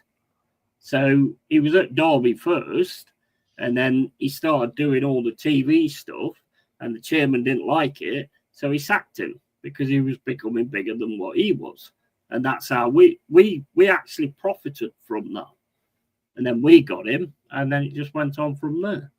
So, yeah, I mean, he's an absolute legend. Absolute legend. And there's so many people, football fans, that don't even, like, mention him in the A-League standards and all that. It's always Ferguson and all this, that, and the other. That man was different class. He took players that were nothing and turned them into something, and won 2 European Cups. You can't fucking knock that. You can't knock that at all. Big up AFC always. Arsenal original badge came out in 1945. Bro, I've lost this chat altogether. I'm not used to having this many people in my stream, so yeah, I've kind of lost it altogether. I'll be back in a sec anyway, Jez. Yeah. No worries, man. Yeah, you're right, mate. Yeah, it's right behind me. The original, well, it's not the original Arsenal badge, but the badge you're talking about. Yeah, I agree with you. Proper badge, not like the plastic shit we got now. At the end of the day, it's when we had a proper football club, mate. That's the difference now. You know, we're just a bit part. Yeah, Vincenzo. Yeah, December 23rd, 78, Tottenham 0, Arsenal 5. Yeah, I was at that game. I've still got the scars to prove it. I got hit in the face with a brick, half a brick actually, right there, and I can tell you that fucking hurt. But yeah, it's those days. They weren't great to go to away games. They were fun as an adventure. Yes, Aaron. Yeah, when the cannon faced the right way, as it should have done, as it did over the Arsenal Foundry in Woolwich. It faced that way. I don't know why they changed it round. I don't understand why. To me, it's just a shit show, to be honest. Why we had to lose that badge that's right behind me? Well, basically, because it's got Latin on it. And certain countries around the world don't like that. So we had to lose our identity, I think the right term, if you really want to put it that way. And I think it's a bloody disgrace. Assemble Highbury Arsenal, mate. That was it. That's how it was. And I think we lost our we lost our credibility when we left Highbury. If you want my honest opinion, we sold our soul, mate, when we left Highbury. Yeah, I'd agree with that. And that brings me on to a point I said a few weeks back. It's going to be interesting now for Everton, right? Because they've left us grounds, which is old school, like Highbury, like your ground, the City ground. They're now moving into this. I'm glad we've kept it, bro. I'm glad we've kept it. Yeah, I'm glad you have. For the betterment of your club. Everton moving into their fishbowl. Mystery there. And it's going to be interesting because they've struggled for survival or struggled for not get relegated in the last 2 or 3 seasons, let's be honest. They're now moving back into this new ground they've got. And I'll be interested. I know it's got a good capacity, but it'd be interesting to see how they do there. Because I remember when we left Highbury and moved into the Emirates in, what was it, 2006? It wasn't the same. The atmosphere was flat. The fans were, you could see it was all like everybody's fish out of water. Yeah.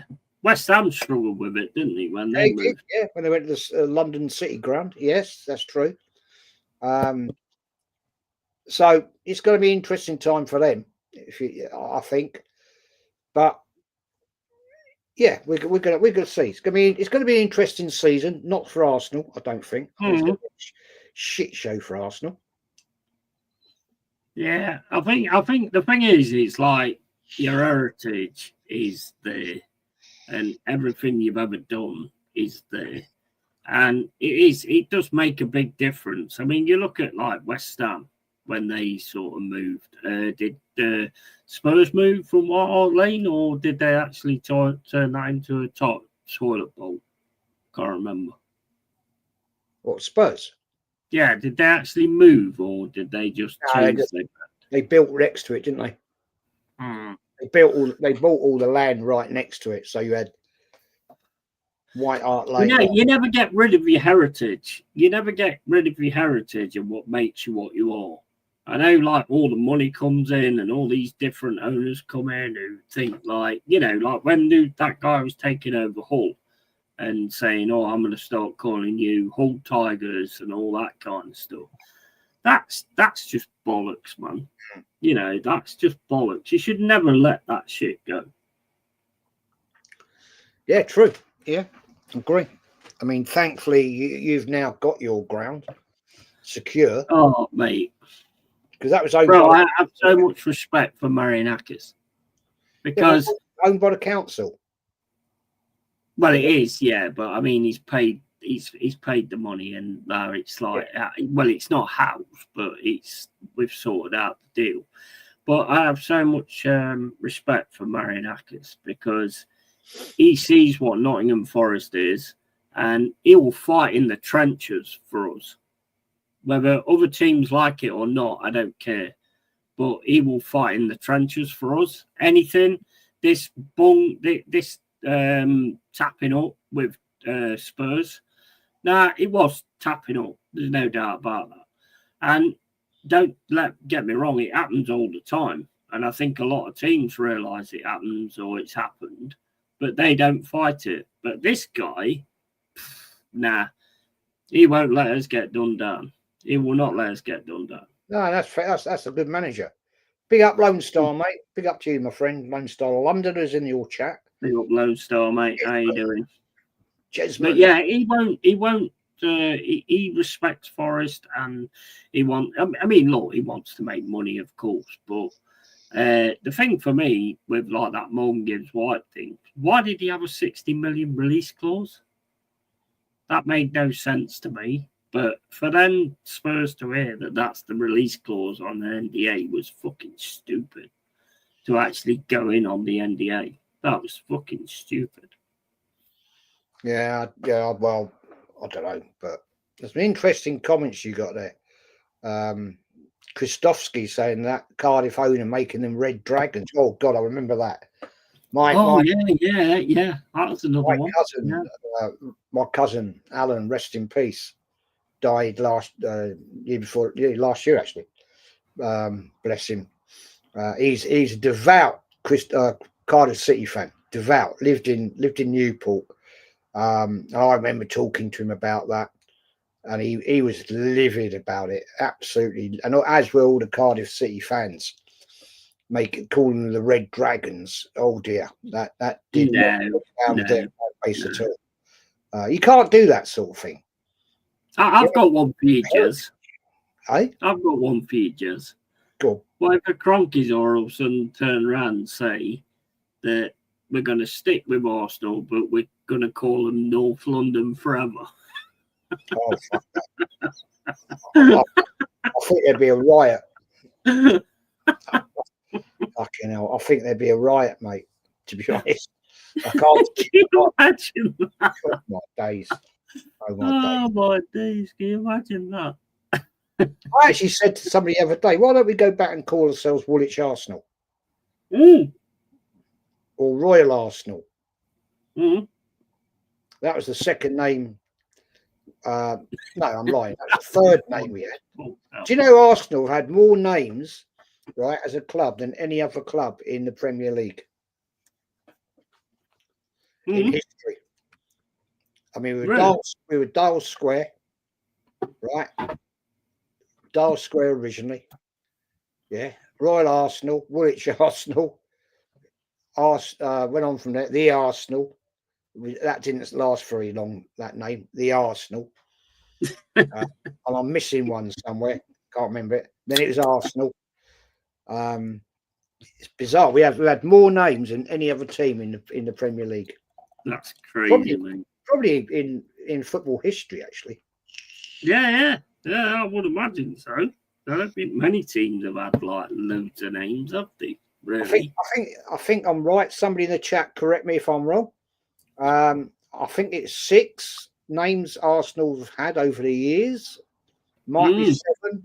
Might even be 7. I think it's 6. Somebody will know in the chat. Somebody will look it up or know the answer. But yeah, look it up. Look it up. See what it is. Oh, this is the one I wanted to look at. If I was born in Nottingham, I would probably have supported Forest. Watched them win 2 European Cups as a young gunner. Thanks for the shirts, lads. Yeah. That shirt story is an interesting one as well, isn't it? Where we borrowed you the shirts or whatever. Well, now that's an interesting story actually, because it was 2 ex-Forest players that came to Arsenal, because back in those days, right, around that period, 1886, 89, players used to buy their own shirts. They used to buy their own shirts. Like Nottingham Forest, your players bought their shirt. Right? Yeah. And it was 2 Forest players that joined Arsenal. I think it was 1889. That's when we went to the red and white, because originally Arsenal shirts were Dial Square, were white. They were white shirts. And then they went to the red and white from Nottingham Forest. And yeah, it was 2 of your ex-players that Arsenal bought for about 2 shillings and 6pence back then. Fucking hell, that's crazy, isn't it? I don't know. I'm making it up.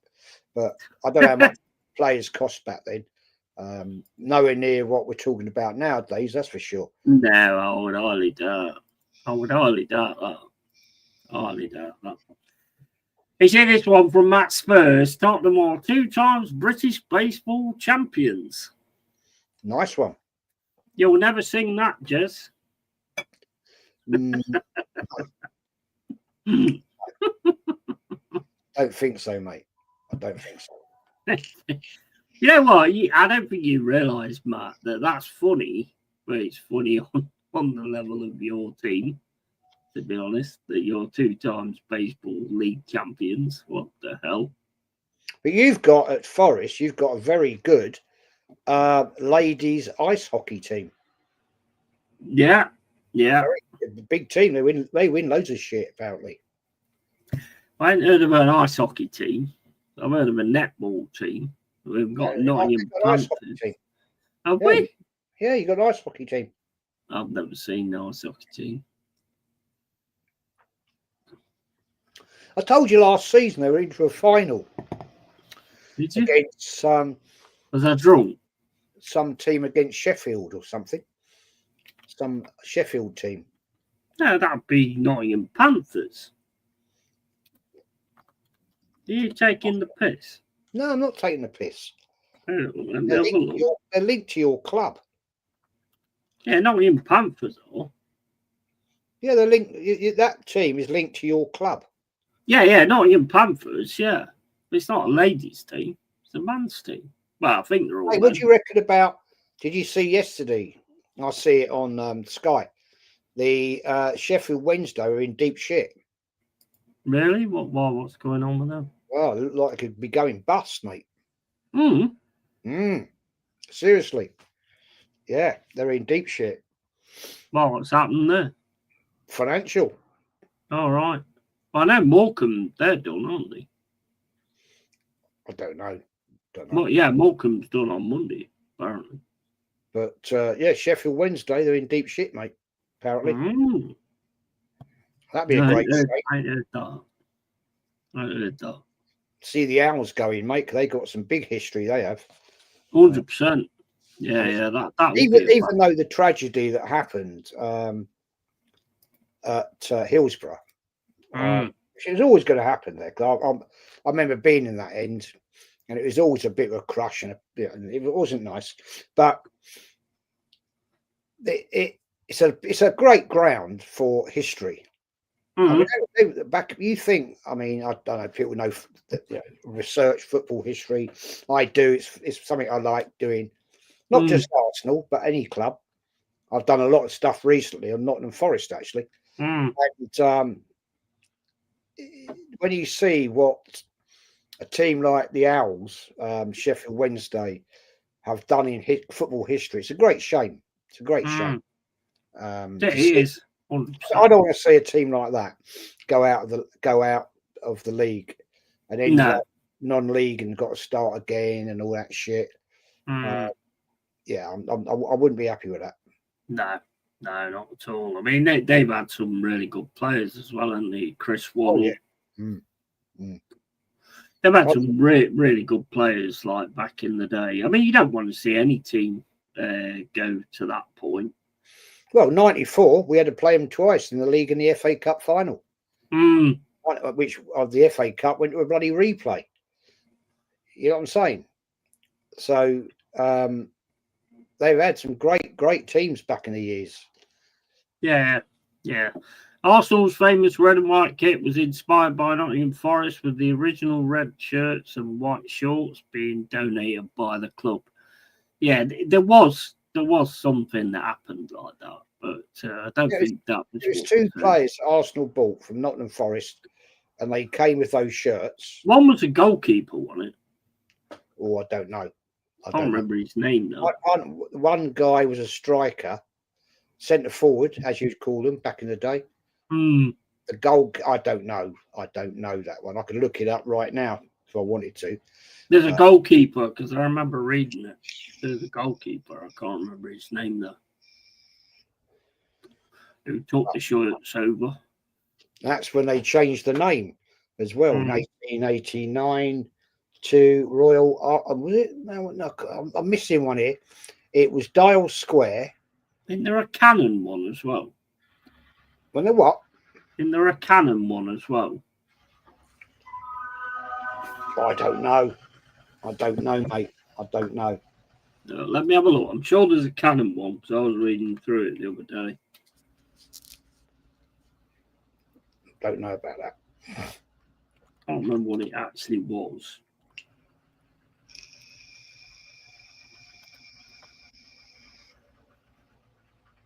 Right. Google it, mate. Google it. Yeah, I'm doing. It's saying why are Arsenal called the Gunners? Obviously, that's to do with the cannon. I know you was playing near like a place that was making cannons. The cannon on the club's badge represents, since the early days, a direct representation of the factory's purpose and the club's history. Yeah, I knew it was. I never used called the Cannons. I thought there was some kind of cannon thing. I don't know. I read it the other day. I don't know. I don't know. I know because I was looking at like I read it. Like you. I read into a lot of like different things and the history of Spurs and all that kind of stuff. But Spurs is like one line. That's it. They bought a trophy cabinet and that's it. Quite interesting there. I mean, Lone Star London has got it right. Formed in 1886 by the workers at the Woolwich Arsenal foundry. The original name was Dale Square. They then came Royal Arsenal. No, they didn't. No, before Royal Arsenal went to Woolwich Arsenal is the very unknown one. They became known as the Arsenal. Then it didn't last long. It didn't last very long. And then it went to Woolwich Arsenal. And then changed to Arsenal, as you quite rightly say, sir. But a lot of people don't know that they were actually called the Arsenal. Yeah. Yeah.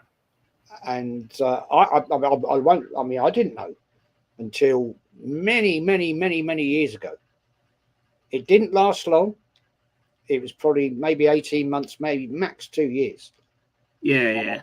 So. Yeah. Well, Jalil says, and I probably can't pronounce that one either, but Jalil says, Gunnosaurus, what do you think of it? Yeti, mate. Jez, mate, sorry. Yeah, you can say my surname if you can't pronounce my first name. So it's Kawaji. It's easy. It's Kawaji. Is it Kawaji? Is it? Okay, Kawaji. fair play. I apologise about that. I can't read a lot of things. Gunnosaurus. That's a great name, actually. I think that's brilliant. I think that's absolutely brilliant. Is that gone now, Gunnosaurus? No. He's still a thing. Mascot. No. He came back, didn't he?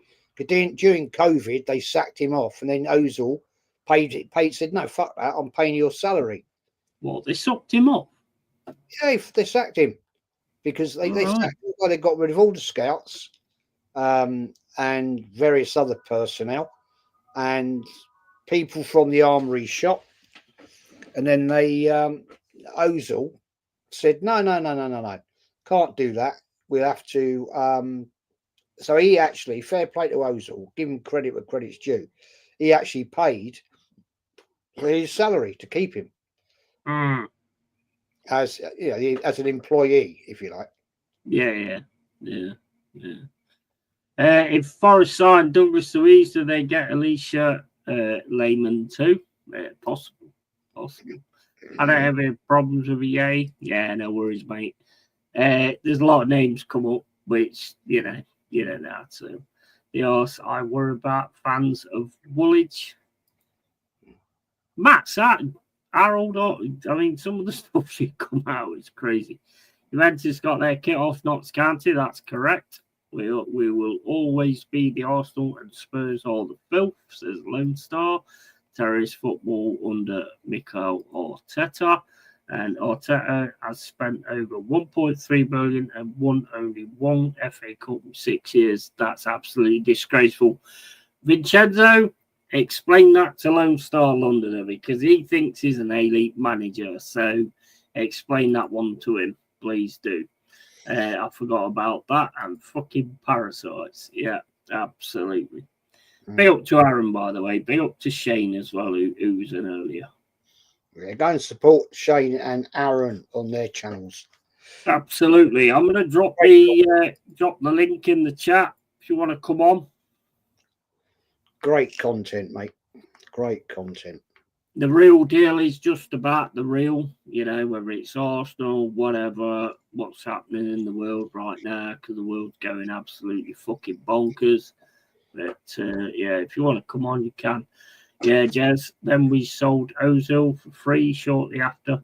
The Ozil thing was weird for me because he looked a really good player, but he didn't really work out for you guys, did he? Well, I think when he first came in that first season, I thought, oh wow, here we go. And then he sort of dropped down a little bit, and then we gave him that silly big contract. No, we don't. Stupid money, and it was then just like he just wasn't the same player anymore. Nah. He just wanted the big money, and we gave him the big money, stupidly, and we couldn't get rid of him. Mm. We wanted him because he's getting like 300 bags a week. You know what I mean? And nobody's going to pay that for him. And so we had to let him go for nothing. No, actually, we terminated his contract. What do you think? What do you think about this Isaac thing? What's your thoughts on that? Like, what's going on with that in the minute? Who? Isaac. Well, that's an interesting one, isn't it? What's your thoughts on that? I think he will go. I think he will go to Liverpool. I think his head's been turned. I think the problem at Newcastle, they got bags and bags of money. They don't spend it because of restrictions, and that restricts them. All right, they won the League Cup this year, and congratulations. But I think players like Isaac want the big one. They want the Premier League. They want European. Yeah. And I think Liverpool coming and knocking on the door has turned his head a little bit. He's thinking, Liverpool are one for the future again. They've just won the Premier League again, and they're in Champions League again. Great history in the Champions League. You can't deny it. And therefore, I think he's like wanting to go.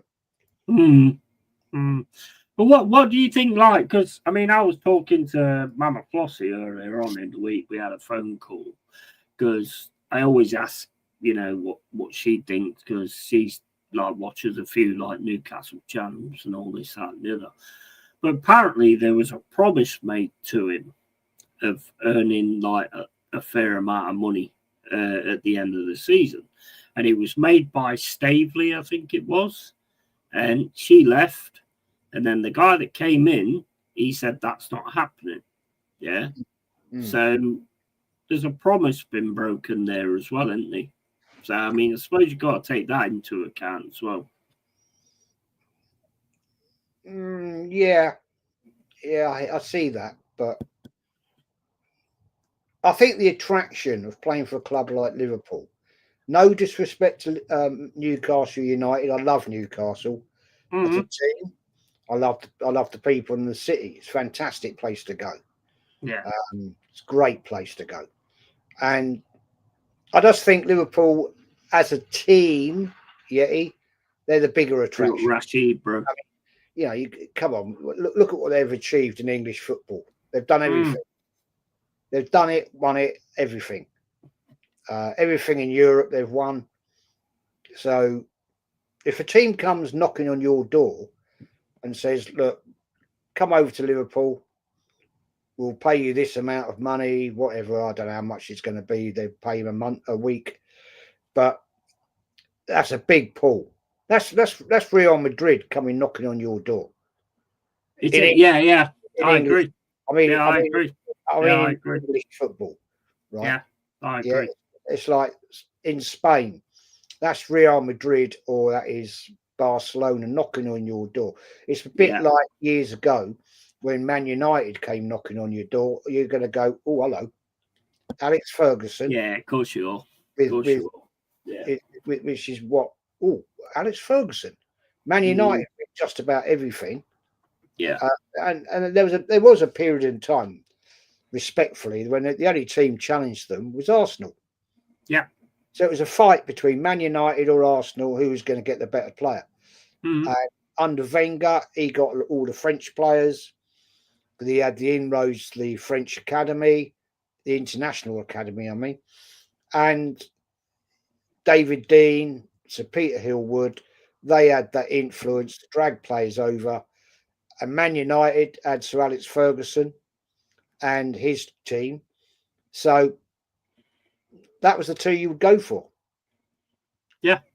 No, 100%. I mean, I agree with you 100%. But at the same point, like I say, if the club gives you a promise and then breaks that promise, and then the Liverpool thing's on the line, then, that promise broken is I mean, can you blame him, really, if the promise was broken? Because, I mean, that's what I've been told.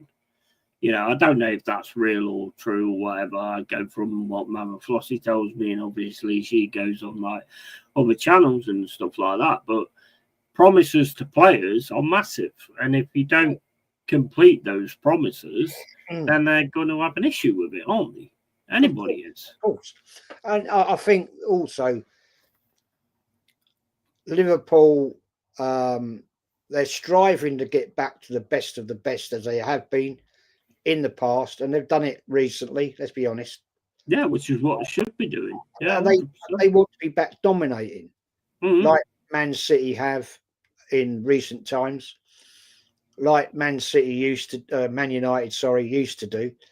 And so I wouldn't be at all surprised if Isaac's thinking, Slot, first year in, wins the Premier League, Champions League this year. Yeah, I mean, come on. I mean, it's a no-brainer. It's a no-brainer. I don't know how much he's on a week at Newcastle. It's got to be what 180, something like that. I don't know. I don't know. Tell me. Somebody tell me that. But he's going to get a big salary when he goes to Liverpool. God help us, the rest of us, when that lot get playing. Oh, yeah, 100%. 100%. I mean, Stephanie says, do you think Isaac just trying to increase his salary at Liverpool, Newcastle? I mean, it could be something like that, the same as like Morgan Gibbs White, but I don't think so. Look, he's 27 now, right? He wants to win silver. On the road. He's a millionaire now anyway, right? With what he's earned in his life as a footballer, he's a multi-millionaire. I think at 27, he's probably thinking, I want silverware now. He's had a League Cup with Newcastle, right? Fair enough. But he's probably thinking, I want that European Champions League. I want maybe an FA Cup. I want the Premier League. No disrespect to Newcastle at all. I don't think they're in the market for winning a Premier League. Yeah, I wouldn't be disappointed if they did, to be honest, because I respect that club probably more than any other club, if you want my honest opinion. But the thing is, I think he wants. So, Lone Star saying Isaac's on 250k a week. So he's a multi-millionaire now anyway. Whatever. Yeah. Can you blame him if he wanted to go to Liverpool? No, you can't. I mean, he look. Let's put it this way, right? If he was at Arsenal, as an Arsenal, no, let's change that. Let's change. If this is Saka, right? Saka as a player, young player, on whatever he's on a week, and a team like Liverpool come in for him, I wouldn't blame him for going. Do you know why? Because he'd go to a better club at this point in time, a better manager, and a team that's got more ambition than Arsenal. Yeah, true. And I'm sitting here saying that as a lifelong Arsenal fan. Yeah. And I hate to say it. I hate to say it, but it's truth. I mean, the thing is, as a footballer, your next game could be your last, couldn't it? Let's face it. Your next game could be your last. So if an opportunity comes where you can...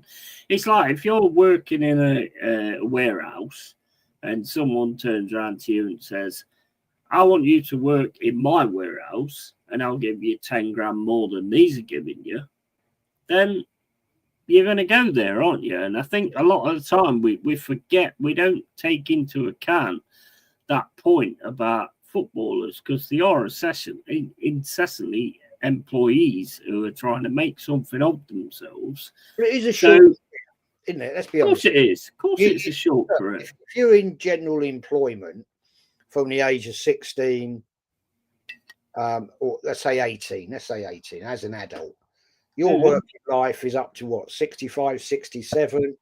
Yeah. If you choose to do that, their working life is from professional football first class. let's say 16, 17, up to about 35. There, yeah, okay, there are the odd ones that go on beyond that. And there are a few of them still out. But that's your career. That's it, you're done. And then your job choice after that is coaching or becoming a pundit on the TV, radio, or doing nothing, which I don't think a lot of these people like to do. They want to be involved with the game. They love the game. And so you've got that sort of situation. So you can't blame them, mate. You can't. Look, I'm sorry. I've said it before. All of these players, right, are. Well, I'm not going to say what I was going to say, but at the end of the day, if you pay them, they'll come. That's it. It's money, man. Yeah. And they want trophies. They want to sit down when they're 60 and retired and go and look at their. They want a legacy, don't they? They want a legacy. They want to be able to say to their kids. Say, oh, Dad, tell me about that medal. Oh yeah, well that was right. We played in the Champions League in Munich, and we won the game 4-1 against whoever the man. And that's how it is, isn't it? Yeah. I mean, Terry Tibb says, big up, yeah, big up, Jazz. Apparently, AFTV linking Brahim Diaz to Arsenal. What happened to Eze bid? What's the hold up? Well, what I've just read is they want 68 million, was it? And you're offering 52 million. So I don't think they're just going to let him go like for nothing, you know. So you've got the problem with Arsenal. I have is you always try and go in lower. You upset players, right? You make it that you want them, and that upsets the players. And then basically you go in really low. And we do it as well. I think everybody does it. And I think that's one of the biggest issues with like what Spurs did, because they did it and just went in right on the dot. I mean, what did you think about that? Because it's like that Morgan Gibbs White thing for me was just there was three stupid things that happened there. Yeah. One, the release clause at 60 million, which I think was pathetic.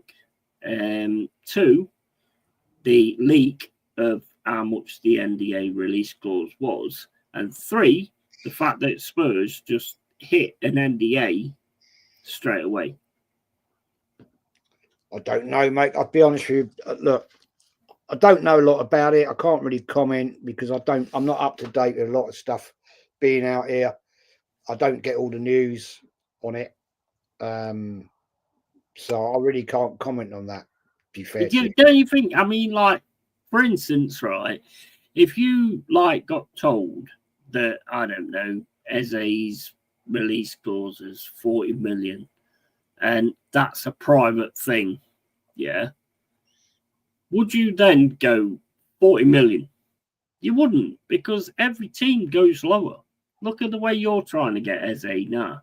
You know his release clause, apparently, yeah, because it's not like an NDA thing. So you're going 42, 45, 47, you know, and then eventually you get the release clause. The release clause to me, when you have an NDA, because every contract is dealt with it behind closed doors. So nobody knows what it is unless it's like one that is put right out there. The release clause to me is like when you're trying to get a cork out of a champagne bottle, you know, and you keep pushing at 52, you push at 55, and then you hit 60. And it's like, shit, bang, fucking cork goes, champagne goes everywhere, you know. And that's kind of the way that a release clause works, in my opinion. And if there's an NDA on it, then surely you go lower. You don't just go right for the fucking NDA, because that just shows that you know exactly what it is. I agree with that. I do agree with that. But look, come on, everybody's going to try and negotiate the deal down, aren't they? Of course you are. Sure. Of course you are. Every club does it. But at the end of the day, if a club is strong enough to hold out, then You're going to have to pay the money. Yeah, exactly. But that's not my point. My point is they hit the NDA right on the nail.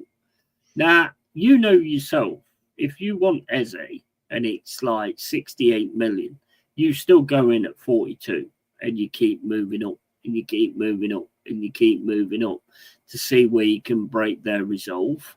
But if you go straight in with the actual NDA, you've been told what that is. I don't think any club does that, though, do you? No, exactly. And that is why it all fell down. Do you remember old Wenger and Suarez? 40 million pound. Yeah. Do you remember that piss take? So that's what every club does. And then you hit the release clause and then it goes on from there. If they'd have done that, they would have got Morgan Gibbs White. We'd have been pissed off. But if they'd have actually done that, that would have been what it was. I mean, like I've said to you before about Morgan Gibbs White, he's got a lot to learn. I think he's got the ability to be like in the 100 million record for like a midfielder, but he's still got a lot to learn. So, you know, it is what it is in that respect. But I think Spurs are really stupid in that situation. But Terry says there, very good point, my friend. But they were happy to pay 50 million without hesitation for mediocre Madueke, but won't pay slightly more for a far superior player in Italy. Now that's what I find annoying. Yeah, it's weird, isn't it? That's what I find very, very annoying. You know what I mean? This continual bullshit. We have last 6 years, we've done something with Chelsea, right? Now, they're supposed to be one of our London rivals, apparently. Yet we buy their offshoots. Don't understand it. Don't get it. Why? What we doing? Because makes no sense, does it? I don't think he's as much of a player, that Madueke. Not that impressed with what I've seen of him. No, I ain't been either. You know that big up the millet. Silly bollocks Arteta, he'll shoehorn him in somewhere. You do that because I'm pretty certain the deals we do with Chelsea, there's always a clause in there that they've got to have a certain amount of game time. Yeah. I'm sure of it. Willian, I'm sure that was the same bloody situation, right? We had that, oh, dear God. Sterling, what a waste of space that guy was. What a waste of space he was. All right, we weren't paying all his salary. We were only paying a third of it. But, you know, and nah, not for me. Not for me, mate. Yeah, it makes no sense, does it, really? Stephanie says, Arsenal buy both City and Chelsea's unwanted players. It's bizarre. Yeah, they do. They do. Super can make Chelsea rejects better, everyone. I've said this a few times, right? I think there's a deal on the table that if Arsenal sack Arteta, he's going to get the job at Chelsea. Say that again? I think if Arsenal sack Arteta, he's going to get the job at Chelsea. And that's why he keeps buying their players. Good. Fuck off to Chelsea then. I'm sure there's something like that. I'm sure he's like feathering his cap towards somewhere else. Bye-bye. Go. Yeah, I can imagine. Yeah, I can imagine that's what you think, to be honest. I believe that, yeah, there's something going on. Because it was like when he first took over Arsenal, it was all about taking Man City's rejects. Now it's all about taking Chelsea's rejects. Yeah. I'm surprised you ain't gone for like Nicholas Jackson at 100 million. That was talked about, wasn't it? That would have been the was talked about. That would have been. We won't get the deal done for 60-odd million for Eze. I mean, West Ham had our pants down with bloody Declan Rice. Yeah, he's been worth it, though. he's a great player. But I think we could have got him for less. Yeah, I would say probably. Yeah. I think we made it too public that we desperately wanted him. I think it was a bad negotiation stance from Arsenal under Edu. I think he publicised it way too much. And West Ham just sat there and said, 105 million. If you want him, that's it. We ain't dropping the price. Yeah. Man City wanted him, dropped out the race because they said, "Fuck that, we ain't paying that." But Arsenal, we paid it, and yes, he's a very, very good player. But we had our pants taken down. There's no problem about that. You know, we all know that. Yeah. But hey, it is what we're getting. What Arsenal are now. We haven't. It happens, doesn't it? It happens. Rice costs 105 million. Alex McAllister and Sandro Tonali were 55 million each. Yeah, I mean that's a good point as well. Stephanie, Chelsea practice hypnosis in getting rid of their trash to rivals. I think they do. Think they do. You're right. You're absolutely spot on there. Yeah, that's a good point. Can you ask Jez about the question I put up? Mate, I lost it. I did have it on the screen, but I can't remember where it was now. I think it was still with Bruce Rioch. I did it. Here we go. I found it. Question to Jez, was it Bruce Rioch who signed Bergkamp and Platt, or was it down to David Dean? I'm just going to go get a piss, bro. So I'll be back in a sec. Have a piss, even. That was all purely down to David Dean, mate. Bruce Rioch was the manager, but that was all down to David Dean and Sir Peter Hillwood. They had the power of negotiation, them two, and they had the pulling power. It wasn't Bruce Rioch that went to Bergkamp and David Platt and said, "Come and play for Arsenal." It was David Dean and Sir Peter Hillwood. They were the ones that had the power to do it. And that's how that one worked. It happened to be it's Bruce Rioch was manager, and of course people are going to say, "Oh, Bruce Rioch brought in Bergkamp and Platt." I think you'll find it was actually the two people in charge of the club at the time that did that. But yeah, Bruce Rioch probably had a bit to play in it. Probably did, but it was definitely David Dean and Sir Peter Hillwood back in the day. They were the two that got the players in. It was like the influence of Wenger had a lot more to do with getting players in, like Vieira, Henry. I mean, Henry had worked with Wenger before anyway, and so Wenger had the influence on him there. And the likes of Pires, all that lot, that was a lot to do with Wenger, because he had that magnetism, he had that attraction. And he had the experience, having managed in France. He had a big inroad in with the French national team and the French academies. But it was always the negotiating skills of it's the old saying, wasn't it? It's the old saying, wasn't it? AFC. It's always the old saying that when Arsenal knocked on the door, it was a different knock. And when Peter Hillwood and David Dean came knocking, it was a different knock, and people sat up and listened. Yeah. We ain't got that now. We ain't got that now. Maybe Bert will change it up. I don't know. Maybe he will. I think there's a possibility he will, to be honest. I don't think we've got the same people on the board now, though, Yeti. Yeah. We had a very, very influential board in football. And whenever, what was her name? Lady, whatever, I can't think of her name now. And she sold up to the Cronkies. That was the end of it, really. She had the last puzzle in the jigsaw, that lady. Yeah. Sold it out to the Cronkies. And ever since then, it's gone downwards. Yeah. 100%. Can't think of her name now. I mean, that her family have been. Her family, what the hell's her name?